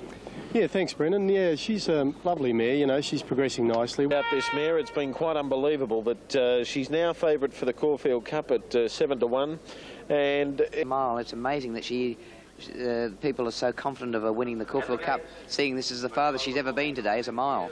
Exactly, exactly. The red, they're away. Rose of Portland was the first to bounce out. St Shannon missed a 600-metre mark in a bunching field. Next, Russian Trader going up 3 deep around Berserk and Munwar, and then St Shannon and Sir Macwin on the rail. Coming near to the turn now, Waterford Road in front of Tristalia, who's done it hard. Rose of Portland behind the leader looking for an out. There's a gap coming, I think, just on the inside of Cushman. In the straight now, Waterford Road the leader. Rose of Portland in the clear, a length and a half behind. Silver Arch getting to third on the outside. Russian Trader from well back inside the 2, and Rose of Portland strikes the front, gets a length and a half in front of Waterford Road, Silver Arch and Russian Trader. But Rose of Portland shines her class in the last bit, and down she goes to win it by over 2 lengths. Russian Trader. Red Rhythm flashed home on the outside. I think it'll grab third from Silver Arch and Munwar. Really relaxing in her races too, which is a good sign. Fair enough, today she had barrier 1 and had the run of the race, but she switches off, she relaxes, and when Stephen got out and... Program it is. The Vic Health Cup, another Group 1 race over 1,400 metres. Who'll win that? I don't know. I know I don't like in Costa Delago. A 3-year-old from the outside alley, he's just got too much against him. And in the today, Keith, the Vic Health Cup and El Costa Delago, very impressive. Caulfield Guineas. In Caulfield, where Buzz-Off has firmed now into about the $3.25 quote on the tote. He's come in from about the $4 mark, so he's been very, very solid. This is now for number 17 in Costa Delago. He's been solidly supported. He's come in to a figure not unlike he's won on the tote at the present time. He's about the $5 mark on track. He got out to... Racing. Matsky jumped well on the inside. A little slow Buzz-Off getting back in the early stages of the race now. And 100 Temperate Pug had gone to the lead over Blazing Sun in second. And Zuccarino is holding down third, placing on the outside, followed by Del Sol. Back behind them then on the inside, You Remember, and then Plusker Sober Suit, followed by Matsky. Next in the field, 600 metres to go, Dry Humour, followed by Pearl Prince getting up on the inside, and Costa Delago's creeping closer, followed by Scenic Royale, Lockray, Buzz-Off a fair way back before the turn. Cuttery Lane, simple as that. Another excuse and follow the riders last when they corner. Blazing Sun on the inside. Zuccarino wider out. Sober Suit coming at them. You Remember looking for a way clear on the inside. Scenic Royale is coming with Lockray on the outside. Zuccarino tackled by Scenic Royale, who dashes to the front now. Then Lockray, simple as that, coming down the outside. But it's Scenic Royale in front, and Costa Delago switches to the inside. He's flying in Costa Delago. He's got there. Mighty win in Costa Delago beats Scenic Royale. Third, a photo either simple as that or Lockray. They were followed further back by Matsky, and then You Remember from Sober Suit. Next to finish in the race was Cuttery Lane, Zuccarino, Pearl Prince, followed the ride, another excuse. Then came Del Sol from Plusker, Blazing Sun. Buzz-Off has finished towards the tail end. Temperate Pug was next, and back at the tail end of the field is Dry Humour.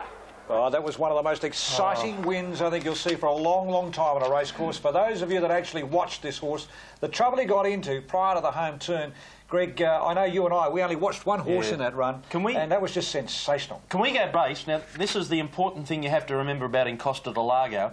Before today, he'd only had 4 starts. He'd only won 1 race, and that was his last start win in the Group 2 Ascot Vale Stakes, in which he beat a pretty good horse in Pimpala Prince. I thought he was close to a good thing in that race, Pimpala Prince, but that shows you how good in Costa Delago is. And today, he's beaten older horses at his 5th start in a Group 1 race. Even our Maze K, who was a brilliant horse last year and won this race, had more experience going into this race. That's more impressive. Well, earlier this morning, Lee Friedman gave this horse his best chance of winning for the day. He'd already won a double. Here's the totes now. We'll go out to where all the action is with Brendan in a moment. 5.10, the winner, 2.30. Geez, held up well on the tote. You'll never see 5.10 about him again. No. Since full, calm, collected ride, and Stephen, you didn't have a hell of a lot of luck in the run, but the horse was just too good, and you were very, very patient. Yeah, well, I didn't have much choice. I sort of stuck me on a wall of horses, and he was just climbing over their backs, so I was just flat out holding him in behind him. And then when he got out, he just let rip, and he's a very good horse, and he's definitely going to go places. I think you frightened... masterly right. To the lead from Rock Ray, simple as that is down the outside, and they're followed by Country Lane, but Scenic Royale, the leader in Costa Delago, flying along the inside in Costa Delago. In Costa Delago on the inside. He's a great 3-year-old. He's bloomed this year, and I was just watching him in the run, you know, checking off heels and thinking, God, if he can only get out. And he just got that break at the last 200. That was it. He was starting to pat him about 10 yards before the line. It was a very soft wind feed. I think he's got a lot of ability, and he's definitely one of the best horses I've been on.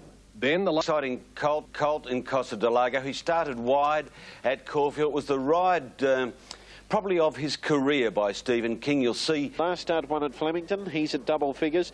Iterum is the favourite with the bookmakers. Iterum from the Hayes stable, who Peter Hayes spoke of earlier in quite glowing terms. It certainly is, Brendan. It'll be interesting to see Peep on the Sly, how he comes back. Probably been a little bit disappointing this time in. We expected a lot of him for this spring. So he's really got to redeem himself. He did have up away with them. Iteram began okay. Centico out nicely on the inside. Prince Calaf ridden out of the side. Then came Iteram, who's awkwardly placed from Boheed, Mellow Chateau, Peep on the Slide, Nat the Brat, and Tudormont Star. They're at the turn, Alacrity just a leader from Chase Me Charlie, Centico the outside, Prince Calaf fourth the rail, Storm between horses entering the straight, True Identity outside, Geiqua very wide, Iteram trying to get up on the inside, Alacrity being tackled by Chase Me Charlie, and Centico on the outside at the 200 strikes the lead. Iteram running up behind it, finishing well from True Identity, but Centico dashed away, out 2.5 lengths. Here's Peep on the Sly motoring home, Centico in front, Peep on the Sly, he'll get there, yep, Peep on the Sly beats Centico. Very close, but he's got there. Prince Calaf will grab third. They're followed in by True Identity, Nat the Brat out wide. Next to Iteram, Chase Me Charlie, followed by Storm, and back behind these to finish was Mellow Chateau and Monstar from Geiqua Alacrity. On the outside, People on the Sly, still not going to get there. And that's when G. Miles picked it up and said, yep, he got there. Gee, he finished home well. This will be Michael Carson's biggest win since he's come back home. For sure. For what he's done, you can take nothing away from him. Gee, that was a top performance. 8.20 and 2.90. Stakes today, for the first time in my memory, Max, you go back a lot longer, of course, it's 7-1 the field in a weight for age race. Can you remember? Of course, the big question with the Underwood is, can Darren Beedman get Octagonal to show something like his best form? I think Octagonal will be a better horse today, and I'm not being critical of Darren Gauci when I say that.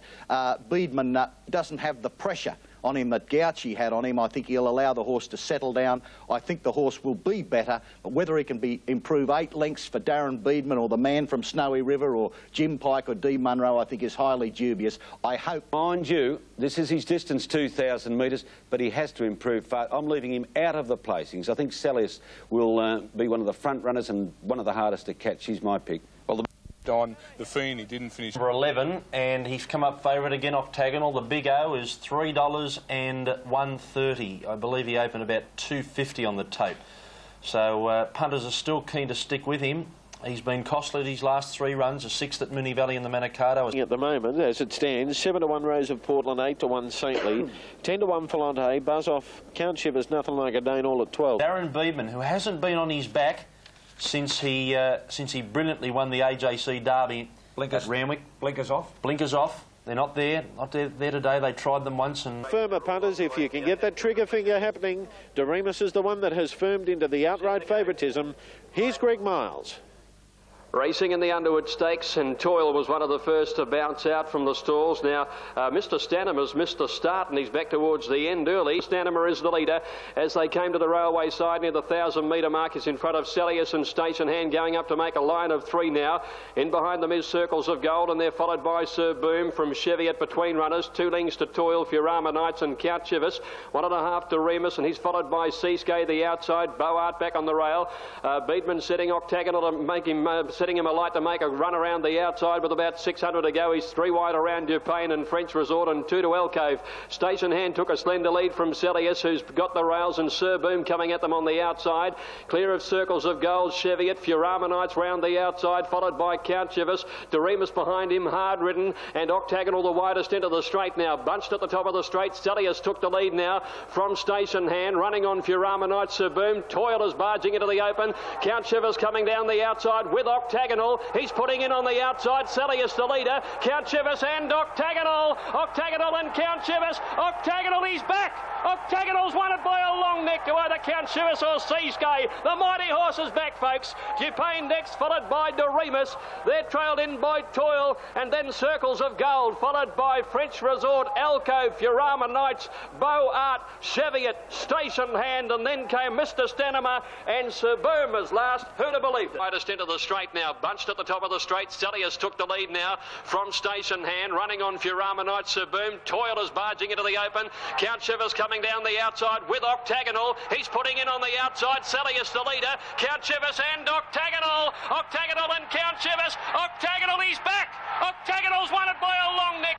Now we'll see more of as last. Who'd have believed it? 480 and 230 is about what you'll get back as we have a look at this again. I'll let you talk it through. As you Sydney siders, you had your chest stuck out when you walked in today. You said the big O will be back, and you lived up to what you've said. Look at Darren Beedman. Doesn't he know this horse? Taking nothing away from Darren Gauci. No one's going to bag Darren Gauci because he was beaten 3 times on this horse, but Darren Beedman knows him like the back of his hand, and he had the horse firing. The Justorious Leaders track here last start. When I say it's got problems, that's what I mean. Horses weren't coming from behind.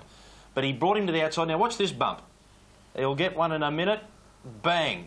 And put off stride, but he never really shirked his task, did he? And he was always going to get to them, and about 50 metres out you thought, will he go on with it? And then he just kept trying. Darren Beedman's throwing everything at him. And on the tote, and deservedly so. Now listen, with all due respects, I'm not talking through my pocket here. I had a little bit each way, Seascape, in this. Now that horse has had his legs taken from underneath him. Underneath him. Have a look here. Just went sideways. We might be able to... Anything, yeah.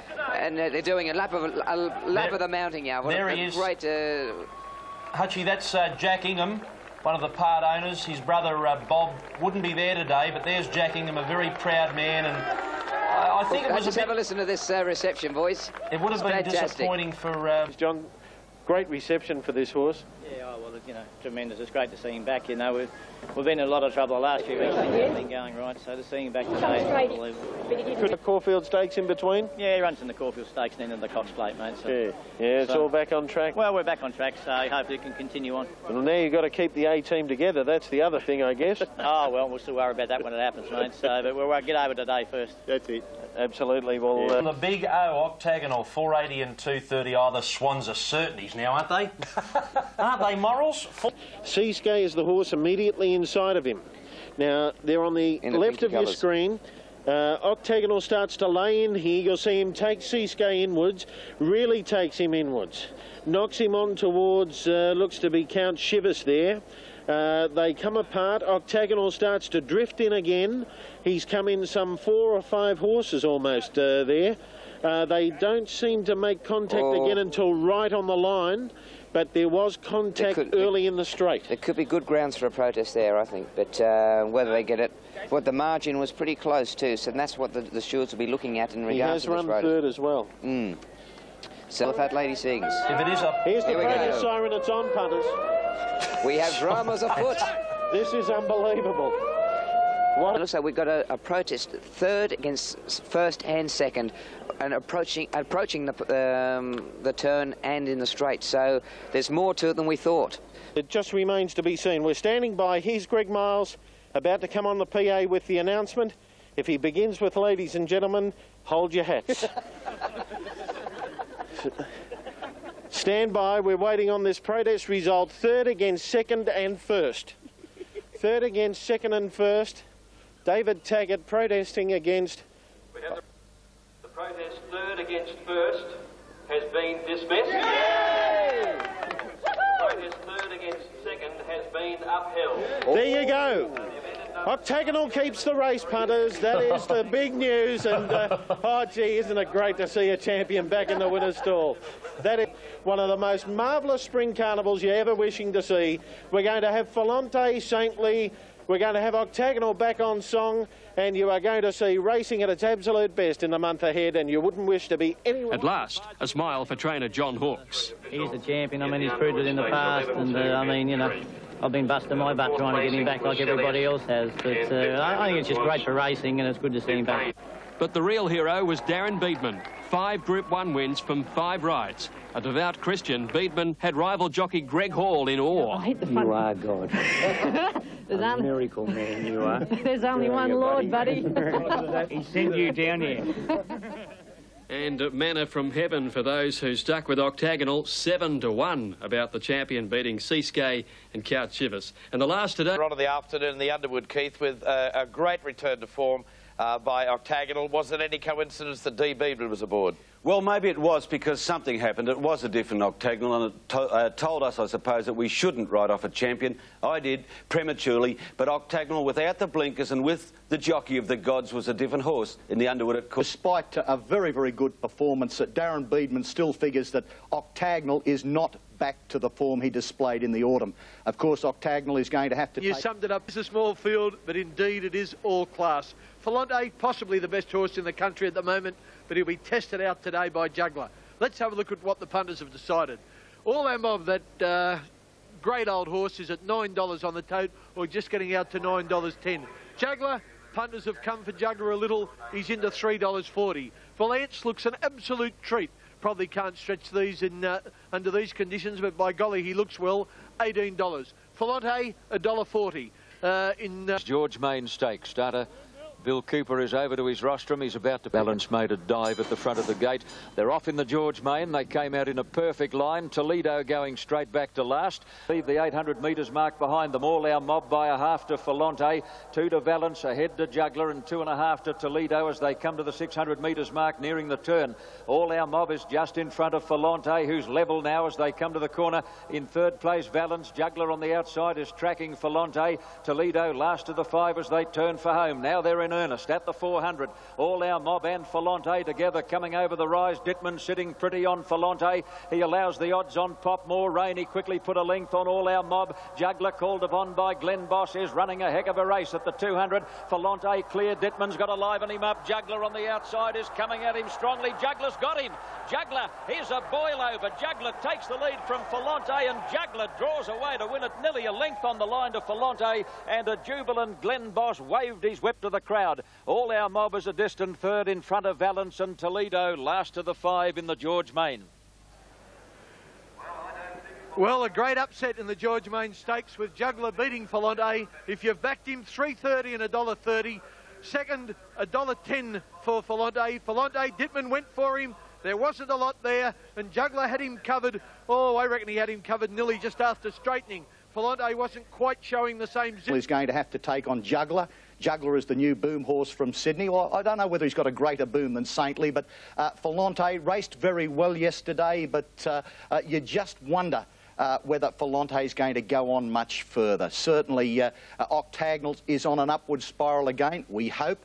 Juggler definitely is, and Saintly too is. Well, we look at the performance of Juggler yesterday, and I suppose the George Main Stakes, but I suppose the question mark is, can he emulate Kingston Town by backing up with the Cox Plate? Well, I wouldn't say he can't. They're going to be very competitive races, but the authority with which Juggler won yesterday, by gee, it was quite remarkable. Now, we'll just pinpoint these horses' tempo, but what happened to Philante? He was galloped on by Valance at the 1,200 metres, and he sustained an injury, and you wonder just what this took. Oh, see him flick his tail there. You wonder what this took out of him. But nevertheless, his final section, his overall performance was so good, it's hard to imagine anything really getting at Philante yesterday. There have also been rumours that he hasn't been going well, but this wasn't the performance of a sick or a tired horse. It's just a matter that Juggler was a better horse on the day. Sitting pretty on Philante. He allows the odds on prop. More rain. He quickly put a length on all our mob. How could Juggler pick him up? This is Philante in front. Look how strongly he's going. Well, just how does he pick him up? Just watch. Juggler on the outside is coming at him strongly. Juggler's got him. Juggler, here's a boil over. Juggler takes the lead from Philante, and Juggler draws away to win it nearly a length on the line. Max, we said last week, don't you love him? Juggler, it's his third Group 1 win. He's the gutsiest horse in racing, isn't he? Yes, it's just a matter, Keith, I think, how these horses back up from race to race, because it's going to be a great spring, as we've seen. It has been a great spring. But what remarkable talent we've got coming up in the next few weeks, and great races. Yes, Kenny, the heavens have opened. It's not particularly heavy rain, but it's enough rain to be annoying. And yes, I am getting wet. I'm going to have to wear one of these Channel 9 all-weather jackets. OK, let's look at the prices. Well, tote punters have come for Anthems. He is favoured in the ring, not quite as short as he is on the tote. $1.80 for $1. Intergaze $5, Sovereign State $14, but now $67, and West Point at $7. Hot favourite Anthems as we pick. OK, Ken, thank you. Starter on his stand, and they're ready for dispatch in the stand, Fox. They're off and running, and there's a glorious start. Came out in a perfect line with Monee's Cove speeding straight to the lead. Sovereign State hurried up Babu's Boy.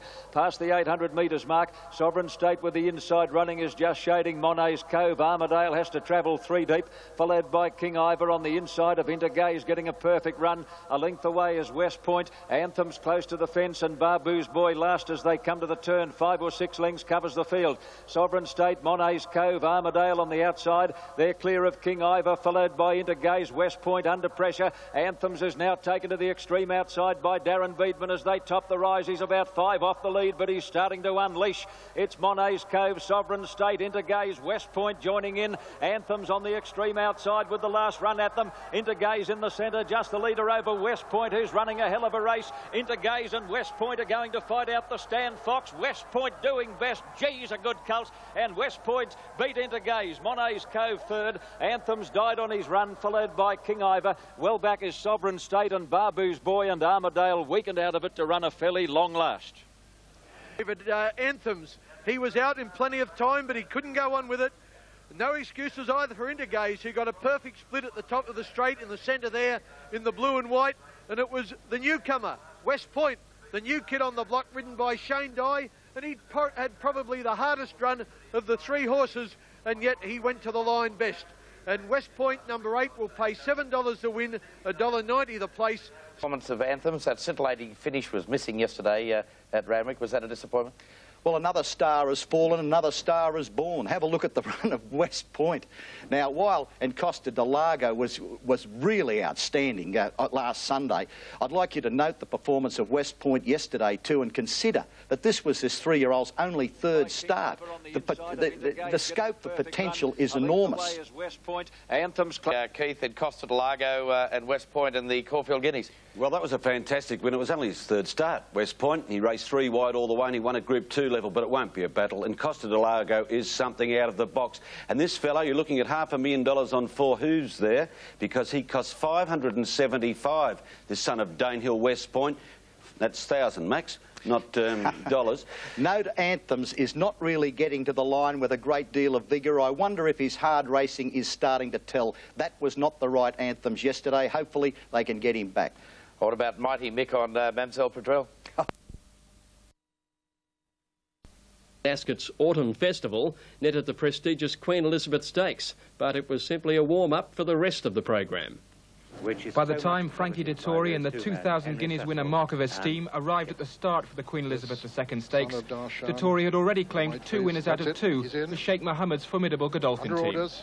But a performance which was to rewrite racing's record book was only just beginning. When Pat Eddery made a move for home on the 1,000 guineas winner Bosra Sham, Mark of Esteem and Frankie Dettori were ready to pounce. Peter O'Sullivan is the commentator. And Mark of of steam on Frankie Dettori. He completes a fantastic treble. Frankie, mark of a steam has won it from Bosworthshire. The hat-trick ensured that, despite stewards' instructions to the contrary, Ascot racegoers were treated to the best celebration in the business, for the first time. Within the space of 90 minutes, 3 out of 3 had become 6 out of 6, with just one race, the Gordon Carter Handicap, to go. In anticipation, Dettori's mount, Fujiyama Crest, on the far side, was back down from 16-1 to 2-1 favourite. Fujiyama Crest finding a bit more, and it's 7 for Frankie. Fujiyama Crest holds on for Northern Fleet. After the fifth, Wally said, keep going now, you know, you rode 5 and you're probably never going to get this close. After the 6th went in, I just thought, well, it's impossible I'm going to be the 7th. And dream come true. It was the first time a jockey had won all 7 races on a card in this country. Such is Dettori's popularity, one bookmaker described it as the worst day in his trade's history. Well, he'll certainly liven things up when he gets out for the Spring Carnival, Edwin, and the odds of him riding the 7 winners was just over 25,000 to 1, and a couple of people have made themselves almost millionaires in England. That's why the bookies had a black day. Oh, I can understand that. Now, would you like... They really have put the foundation of a side there, and that's the first time since they've been to Sydney that they've attempted to do anything like that. You know? Bob, we see you here at the races today. You're an occasional race follower, but you do like to follow the efforts of trainers and jockeys, and I suppose you look at the elite in their chosen field. Oh, in anything, you know, like I'll just sit there on a Sunday morning. It certainly is. If Greg Hall was on your horse, or you know, any of those top jockeys, and Dittman might be old, but he could still ride one for me. My word, he could. Well, Bob, great to see you here at the Valley. Great to see you part of this wonderful piece of nostalgia going on track at the moment with all the footy legends out here, and it's great to see some of the old faces, and we'll let you get out and enjoy a bit of it. Thanks, Brendan. It's a pleasure to be here in Moonee Valley. There's no nicer course in Australia, I reckon. Well, you've done well, and you can come back.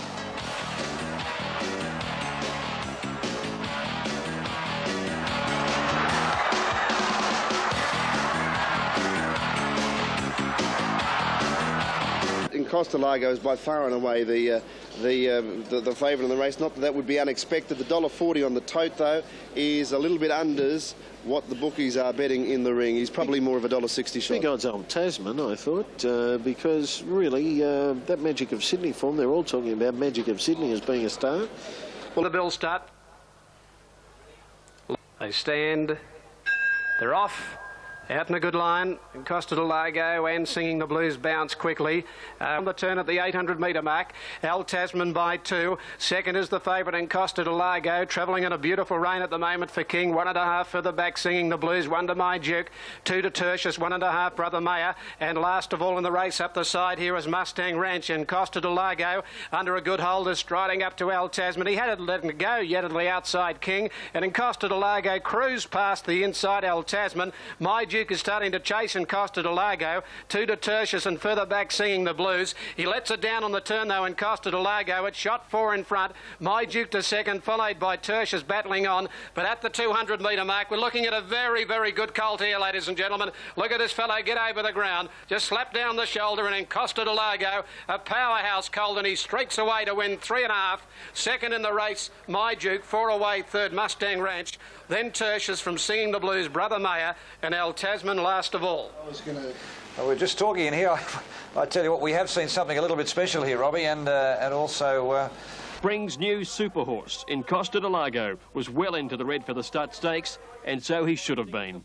But in Costa Delago is full of running around the bend. He leads by 3 lengths to My Duke under the whip. Then Al Tasman, who's had enough. Tertius is into third placing. But in Costa Delago's 4 lengths in front on the straight from My Duke, Tertius, and then Mustang Ranch. But in Costa Delago, by gee, he is good. Down he goes in Costa Delago, wins it by 4 lengths to My Duke. Big race wins do not come any easier. The way he was going underneath me, I thought I was going a bit slow, so he just started to pull his way to the front. I thought, well, geez, either they're going too slow or I'm going too quick, but he's a type of horse where once you let him slide, he just keeps improving, and they're never going to beat me. Lee Friedman believes potentially this colt is the best horse he's ever trained. These sort of horses, there's a bit of pressure involved in training him. You know, he's obviously established a very big value now, so we'll just take it one run at a time. I think the Guineas is going to look good for him 2 weeks' time, and if he comes through that, then we'll have a look at the Cox Plate. So 6 starts for 3 wins. you know, I keep coming in after the races and people ask me how, you know, he's impressive, and I don't know what to say because I'm starting to run out of words. I mean, I haven't got big enough reps for this horse. He's impressed me so much, and not just the way he races, but his temperament. As I keep saying, he's so relaxed. I'm sure the distance won't worry him in the Cox Plate, and you know, I'm looking forward to it. You were surprised at the time they ran. It felt like it was going. Starts for 3 wins, and he just keeps getting better. The 13 to 8 on was a luxury the way he won. And it's now into close to the each-way quote. So that's the situation there at the moment in the betting ring. Certainly Arctic Scent, though, is good value on the tote at the present time at $3.10 because it's actually around the $2.70 mark with the bookmakers. And here they go, they're off. Out in a good line. Blazing Home bounced quickly. Fier dropping back with double platinum and free. Esplat in front, back the speed off by a length. Diablo Girl, a half. Princess Car out 3 deep. Circles of Gold is 4th, 5th the outside. Blazing Home running 6th off the rail now is Mac Rosa.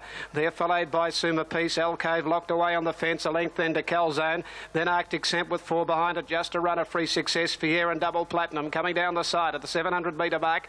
And the leader is Esplat on the inside from Diablo Girl. Princess Car at 3 deep and Mac Rosa 4 wide from Circles of Gold waiting for a run. Then Calzone, Free Success pulled out deep. Alcove with nowhere to go back on the inside. Arctic Centre's back second last now. Just a runner win around it. Mac Rosa let go out deep now at Diablo Girl. They got to Esplat. Alcove trying to get away from the fence. Couldn't get the room through from Circles of Gold. Then Free Success. Arctic Centre mile back but around the turn. Mac Rosa hit the front. Suma Peace after it from Free Success. Arctic Scent getting into the clear late though. Mac Rosa the leader from Suma Peace and Arctic Scent starting to fly. Suma Peace grabbed the lead. Arctic Scent late down the outside. Nails are on the post. Arctic Scent on the line has got up to win. Suma Peace second. Mac Rosa third. Then further back Circles of Gold. Just a runner out wide came double platinum. Then Free Success Alcove. Blazing Home. Further back of the race then came Calzone, Esplat, Fier, Diablo Girl and Princess Cara. That's it. If you've been on Alcove, and I don't want to start making excuses for horses, but you can consider yourself a little bit unlucky. 3 stock stakes. Alcove, midfield on the rails and the red cap, met trouble, but the winner Arctic Scent in the lime colours came from second last. Around the turn, Mac Rosa wide out goes to the lead over Diablo Girl, Princess Cara. Alcove nearly fell. She ran into a pocket and nearly went down. And Mac Rosa leads in the straight. Suma Peace is coming after her. Arctic Scent is in the clear. Is it too late? She's flying. Suma Peace is in front. Arctic Scent coming at her hard. Got there. What a win. Yes, it was a great victory. She was heavily supported into 7-4. Brent Stanley bringing up his double there. And Arctic Scent now a lightweight Caulfield Cup hope, beating Suma Peace and Mac Rosa today. A few thoughts of the same race 5 years ago. It was a race in which, like Tomorrow, he partnered an up-and-coming mare, one which was destined for greatness. But Letzalope's coming away, and it's another big win for Bart. Letzalope drawing right away, wins it by 2.5 lengths to Prince Salieri. That they never had much to do with Letzalope, and then got put on Letzalope that day, and she won very well. So, yeah, I hope we can do it again. Whether or not Rosa... You know, Tomorrow's a different sort of league. It probably is the mini Caulfield Cup, I feel, on the form. Cup winner to Remus, and he's showing at $3.70. Count Shiver $16, Toil $21. Station Hand is out, $126 for Storm, 100 points shorter. Moonee, Crying Game at 50 to 1. Boart the same. Love Dance from Kiwi Land showing at $9. She's a good mare. Chevy at $15. My Kiwi Gold 26. St Shannon is 100 to 1. Circles of Gold 25 to 1 or $26. French Resort the same price. Sharon Tessa a roughie. Selius about 5 to 1, about $6 for $1 on the tote. And Rose of Portland is at $4.50 on the tote. Portland needs to run first or second in this race to satisfy the qualifying conditions for the Caulfield Cup. Always do. This is going to be an interesting race. The downgrade of the track, it's basically heavy there at Flemington now. It's going to be very difficult for a lot of these horses to get through the mud for 2,000 metres. You've still got a fancy Doremus. He's won on this track over 2,000 metres. He's also won in the wet. Already, they're racing. And My Kiwi Gold on the inside was the first to jump out, quickly headed by Love Dance, who began well. Out quickly, All Shivers. Doremus is second last, and Boart is last of all. Down the side, Munwar to the outside, further back in the field. Doremus is gaining round around them, coming up quickly, and he was followed by St Shannon further back to Boart, who's a long way off the leader. They're packing up on the home turn with about 650 metres left to go now. Rose of Portland down on the inside, one of the leaders, about to be tackled by Selius, and wider on the track than Storm, and Doremus is very deep as they turn for home. Crying Game is in behind them. Love Dance looking for a run. Further back in the field, down the outside, Boart and Munwar back behind them, and Count Shivers is a long way back. 300 metres left to go, and Doremus over on the outside has gone up to tackle Selius. Rose of Portland struggling. She's been headed there by Love Dance and Storm, and Boart rattling home down the outside. Doremus the leader.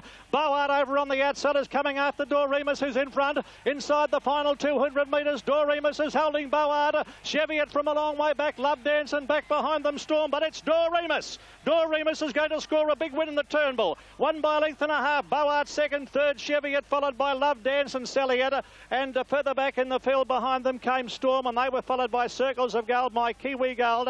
Back behind them in the field then at the head of the others would be Crying Game, followed by St Shannon, Munwar, well back Count Shivers. Among the tailenders, Rose of Portland in company with French Resort and Toil and Absolute Portland. He's drawn a length in front of Boart, then further back Cheviot to third, but the Cup winner is back this year, bigger and better than ever. It's all Doremus. A length and a half to Boart, 3 away, third Cheviot. Doremus and Rose of Portland. One heavy track start in the form guide, a win in the Melbourne Cup. He started equal favourite with stablemate Rose of Portland, who needed a 1-2 finish to qualify for the Caulfield Cup.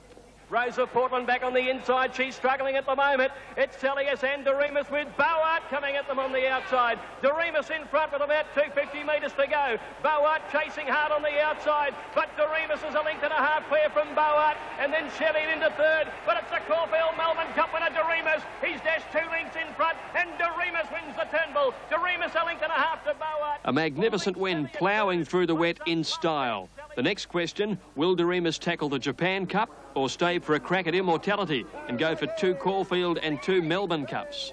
He's a great horse, so we've got to have a chat now, but I must admit I'll be leaning towards staying here for the Melbourne Cup. And the bookies cheered, Rose of Portland finishing well back and out of the Caulfield Cup. There's no thoughts of a last-ditch attempt to qualify next week. No, really, this was her opportunity, and, you know, as things have panned out, it's not going to happen, but I saw a couple of good cup runs in that, actually. Lee's Doremus clearly the pick of them. Storm was pretty handy too. With 58.5 kilos, Doremus is well in the Melbourne Cup. Rose. I'll be leaning towards staying here for the Melbourne Cup. It's such a difficult decision to make when you've got the opportunity to back up in the Melbourne Cup with a relatively good weight or have a horse represent your country in Japan. Very difficult. Jockey Greg Hall says he too would lean to the races at home. He is a 6-year-old too, you know, and it's a long way to travel, but that's only my personal view, you know. I think he's not badly off in the Melbourne Cup too, personally. While Rose of Portland's rider Stephen King said she was beaten a long way out. She travelled good, but when I let her down, she never found a thing. Dipping and diving, and that's it. When were you gone? 600 out. The other big talking to a few of the owners, the decision's already been made. I think it's the worst kept secret in Australia today. The Cup's double again. Can this horse win the double again? He's certainly got the ability. I just, you know, look at those handicaps and wonder, but I certainly think he can win the Melbourne Cup. I mean, Flemington is his course, and 2 miles is his go. He's going as good as ever. I think he's going better than most. So where do you go from here? Straight at, well, Caulfield Cup? Straight at the bar and have a drink. Yeah. Caulfield Cup? Yeah, he'll go on the court. Do the same as last year, he'll run the Caulfield and the Melbourne. Yeah, I suppose the disappointment in that race yesterday, John, was Rose of Portland. She just didn't fire, and she had to run first or second to qualify for the Caulfield Cup. Now it looks like she's not going to be there. Didn't handle the ground, though. Didn't handle the ground, and why wouldn't she? 1996, and, well, they might, because it's a magnificent spring day. I think if I was winning, though, I'd be round the betting ring or taking a young lady to the bar. I don't think I'd be just sitting on the grass. Not much style in them, Simon, is there? I think there's enough style in it, Ken. I don't think everyone's exactly like you and will go to the betting ring or a young lady to the bar. I thought that was an interesting comment for yourself. I get plenty of knockbacks from young ladies these days. I hope my wife's not watching. I hope she is. This is the Edward Manifold Stakes. Zaya is a scratching. Number 2, Our Cashel, racing in the blinkers today at $6.50. Number 3 is Scorbic, getting out in the market at $8. Will Fly $7. Derobe $7.50. Simon tells me she's not as well suited in the going. Laura Fairway Lass $7. Karma Biting $9. Lamb. Written by Greg Hall. Greg coming up for a treble, should Rabat happen to salute. Likewise. Oaks contenders stepped out in the Edward Manifold. Calm Abiding pulling great ground out in the middle, is coming home well, but Ascorbic's got a winning break, and Ascorbic wins 3 lengths, 2.5 from the run of the line. Calm Abiding, good run. And the first group winner of the Caulfield, but hopes the Edward Manifold for fillies, a lead up to the Oaks. But Ascorbic inside the 200 still has 3 lengths on fairway last. Calm Abiding's making a lot of ground out wide, but Ascorbic all the way. Out 3 lengths, Calm Abiding, and Ascorbic is going on to score. Ascorbic goes down and wins it by over 3 lengths, Calm Abiding. Third. Enjoying a splash through the mud, Ascorbic led all the way with lightweight Eddie Wilkinson aboard. A plunge on Simply Believe astray, and our Cashel slipped and slid on the wet. Manifold for 3-year-old fillies yesterday. It was probably a very open betting race in the end. It wasn't going to be early on, and it ended up being very open because of this heavy track and the rain we'd had. Gee, they were spread out over some ground here, weren't they? Ascorbic has got them well and truly struggling. This filly is by Mr. C, who's an underrated sire. Yeah, it certainly is, and you know, 1600 is sort of a distance that Mr. C seemed to stop at, but this filly just could be one out of the box and could go onto an Oaks and win some pretty prominent out all over the place. Talking of good fillies, there was a good colt. This is the next race at Flemington, down the straight course, and the committee have allowed them to put the barriers in the centre of the course today because they believe the outside going is probably better. It proved so during the week. Poetic King at $5, Hunter Court $34, Ruline is a scratching, Sterling $12, French Halo $26, Lion Hunter $5.50, Prince Marauding $16, Rubidium $5.50. She's drawn the outside. She's got a good hope. Video there at the top of the straight, as you can imagine. Lion Hunter, the boom horse from Queensland, has had 2 dazzling wins on wet tracks. They're off and running.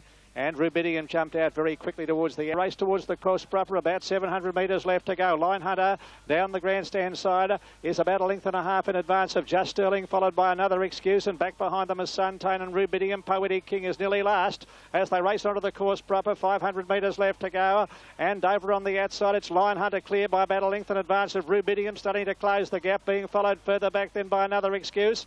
But Lion Hunter is going great guns, coming to the 250 metre mark. He's 1.5 lengths to Rubidium. In third place, Poetic King is starting to run into the picture. Lion Hunter is the leader. Poetic King coming through in the centre with a very strong run. Poetic King takes the lead with 100 to go, and Poetic King draws away in the final stages. Poetic King wins it. Lion Hunter second from Rubidium. In behind them, then making ground, Waver Tree, Prince Marauding, Another Excuse, and Just Sterling. And back behind them, Video Prince and Suntane, French Halo, and last is Hunter Court. What an effort by Lion Hunter at only his 3rd start in a race. This Danehill stallion out of pure of heart. Gee whiz, that was a great run. So inexperienced, and yet he virtually had them beaten to the last 100 metres. But the winner, number 1, Poetic King. Second, number 9, Lion Hunter.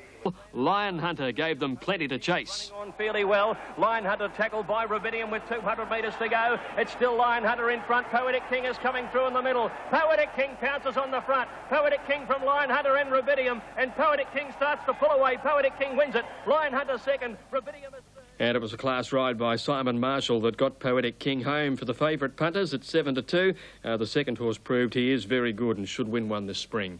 Magic of Sydney, he should win. Down there yesterday, or a good horse I should say, in Lion Hunter. He made his Melbourne debut yesterday in the Rupert Steele Stakes. He's on the outside rail. You can see him with a bit of a white face. He's a grey horse. Michael Clark's in the saddle. At this stage, he was winning and winning well. He's probably 2 lengths in front. Poetic King, you can see just tracking up behind him, is about to go through the gap and put paid to Lion Hunter, winning the Rupert Steele. But that is only his 3rd run. Oh, it's unbelievable, Simon. It is just a super run. Michael Clark has spoken very highly of him, taking nothing away from Poetic King. He's come back from a mile to 1200, which is a super effort. But Lion Hunter, keep a real good eye on him. It's just incredible that a horse can do that. It's like a kid going from kindergarten to high school in about 3 weeks. Right. Marvellously talented horse. 50. If we see the real Magic of Sydney, he should win. Our banker at $13. Ebony Grove, I think he's the hardest to beat. He's coming in towards $8 now and might come in a bit further yet. Dual Dilemma, Darren Beedman's mount, is at $5.50. Toledo, $17. Dibble's Dane, $31. 1996 Spring Champion Stakes. The very first Champion Stakes, Gay Icarus beat Baguette and Gunsin. So it's sure a race with plenty of tradition and plenty of quality horses that have run in it. OK, they're about ready to go. Here's John. Carter hits the button and they're off and running. A good start, and Dual Dilemma's about the first out. Magic of Sydney is away quickly, so is Toledo moving to third. Magic of Sydney fourth. Truly Halo travelling deep on the outside of Sharp Lord. Dual Dilemma got shuffled back into the field, followed by Super Steam. Ebony Grove in all sorts of bother. And Our Banker is back at the tail as they come to the 600 metres mark in the Champion Stakes. And now they're sprinting. It's Don Tristram on the inside, drawing clear of Toledo. Magic of Sydney into the clear, tracking them into the straight, followed by Dibbles Dane. Dual Dilemma held up for a run briefly. Further back then is Sharp Lord, followed by Truly Halo, and Ebony Grove is giving them a big start as they turn for home. Over the rise, Don Tristram, the leader. Magic of Sydney is about to canter into second place, followed by Toledo and Dual Dilemma with the last shot at the Magic of Sydney. Swept to the lead at the 200 over Don Tristram. Ebony Grove about to burst out of the pack. Dual Dilemma's there too. Magic of Sydney, the leader. Ebony Grove is coming after him with Dual Dilemma. Magic of Sydney is just in front as they hit the line. I reckon he just lasted. Magic of Sydney, I'd say, a breath to Ebony Grove in a head bobber. It's close. Dual Dilemma third, followed by Dibbles Dane, Toledo. At the head of the others, Truly Halo. Then Don Tristram, Sharp Lord, Super Steam and Our Banker last in the Spring Champion Stakes. Well, Shane Dye and Magic of Sydney have just prevailed. If you've backed it, I don't think he's quite got him. They hit the post there. Oh, boy, it's close. There's nothing in it, but I think you'll find just Magic of Sydney, but the margin will only be a nose or a half ahead.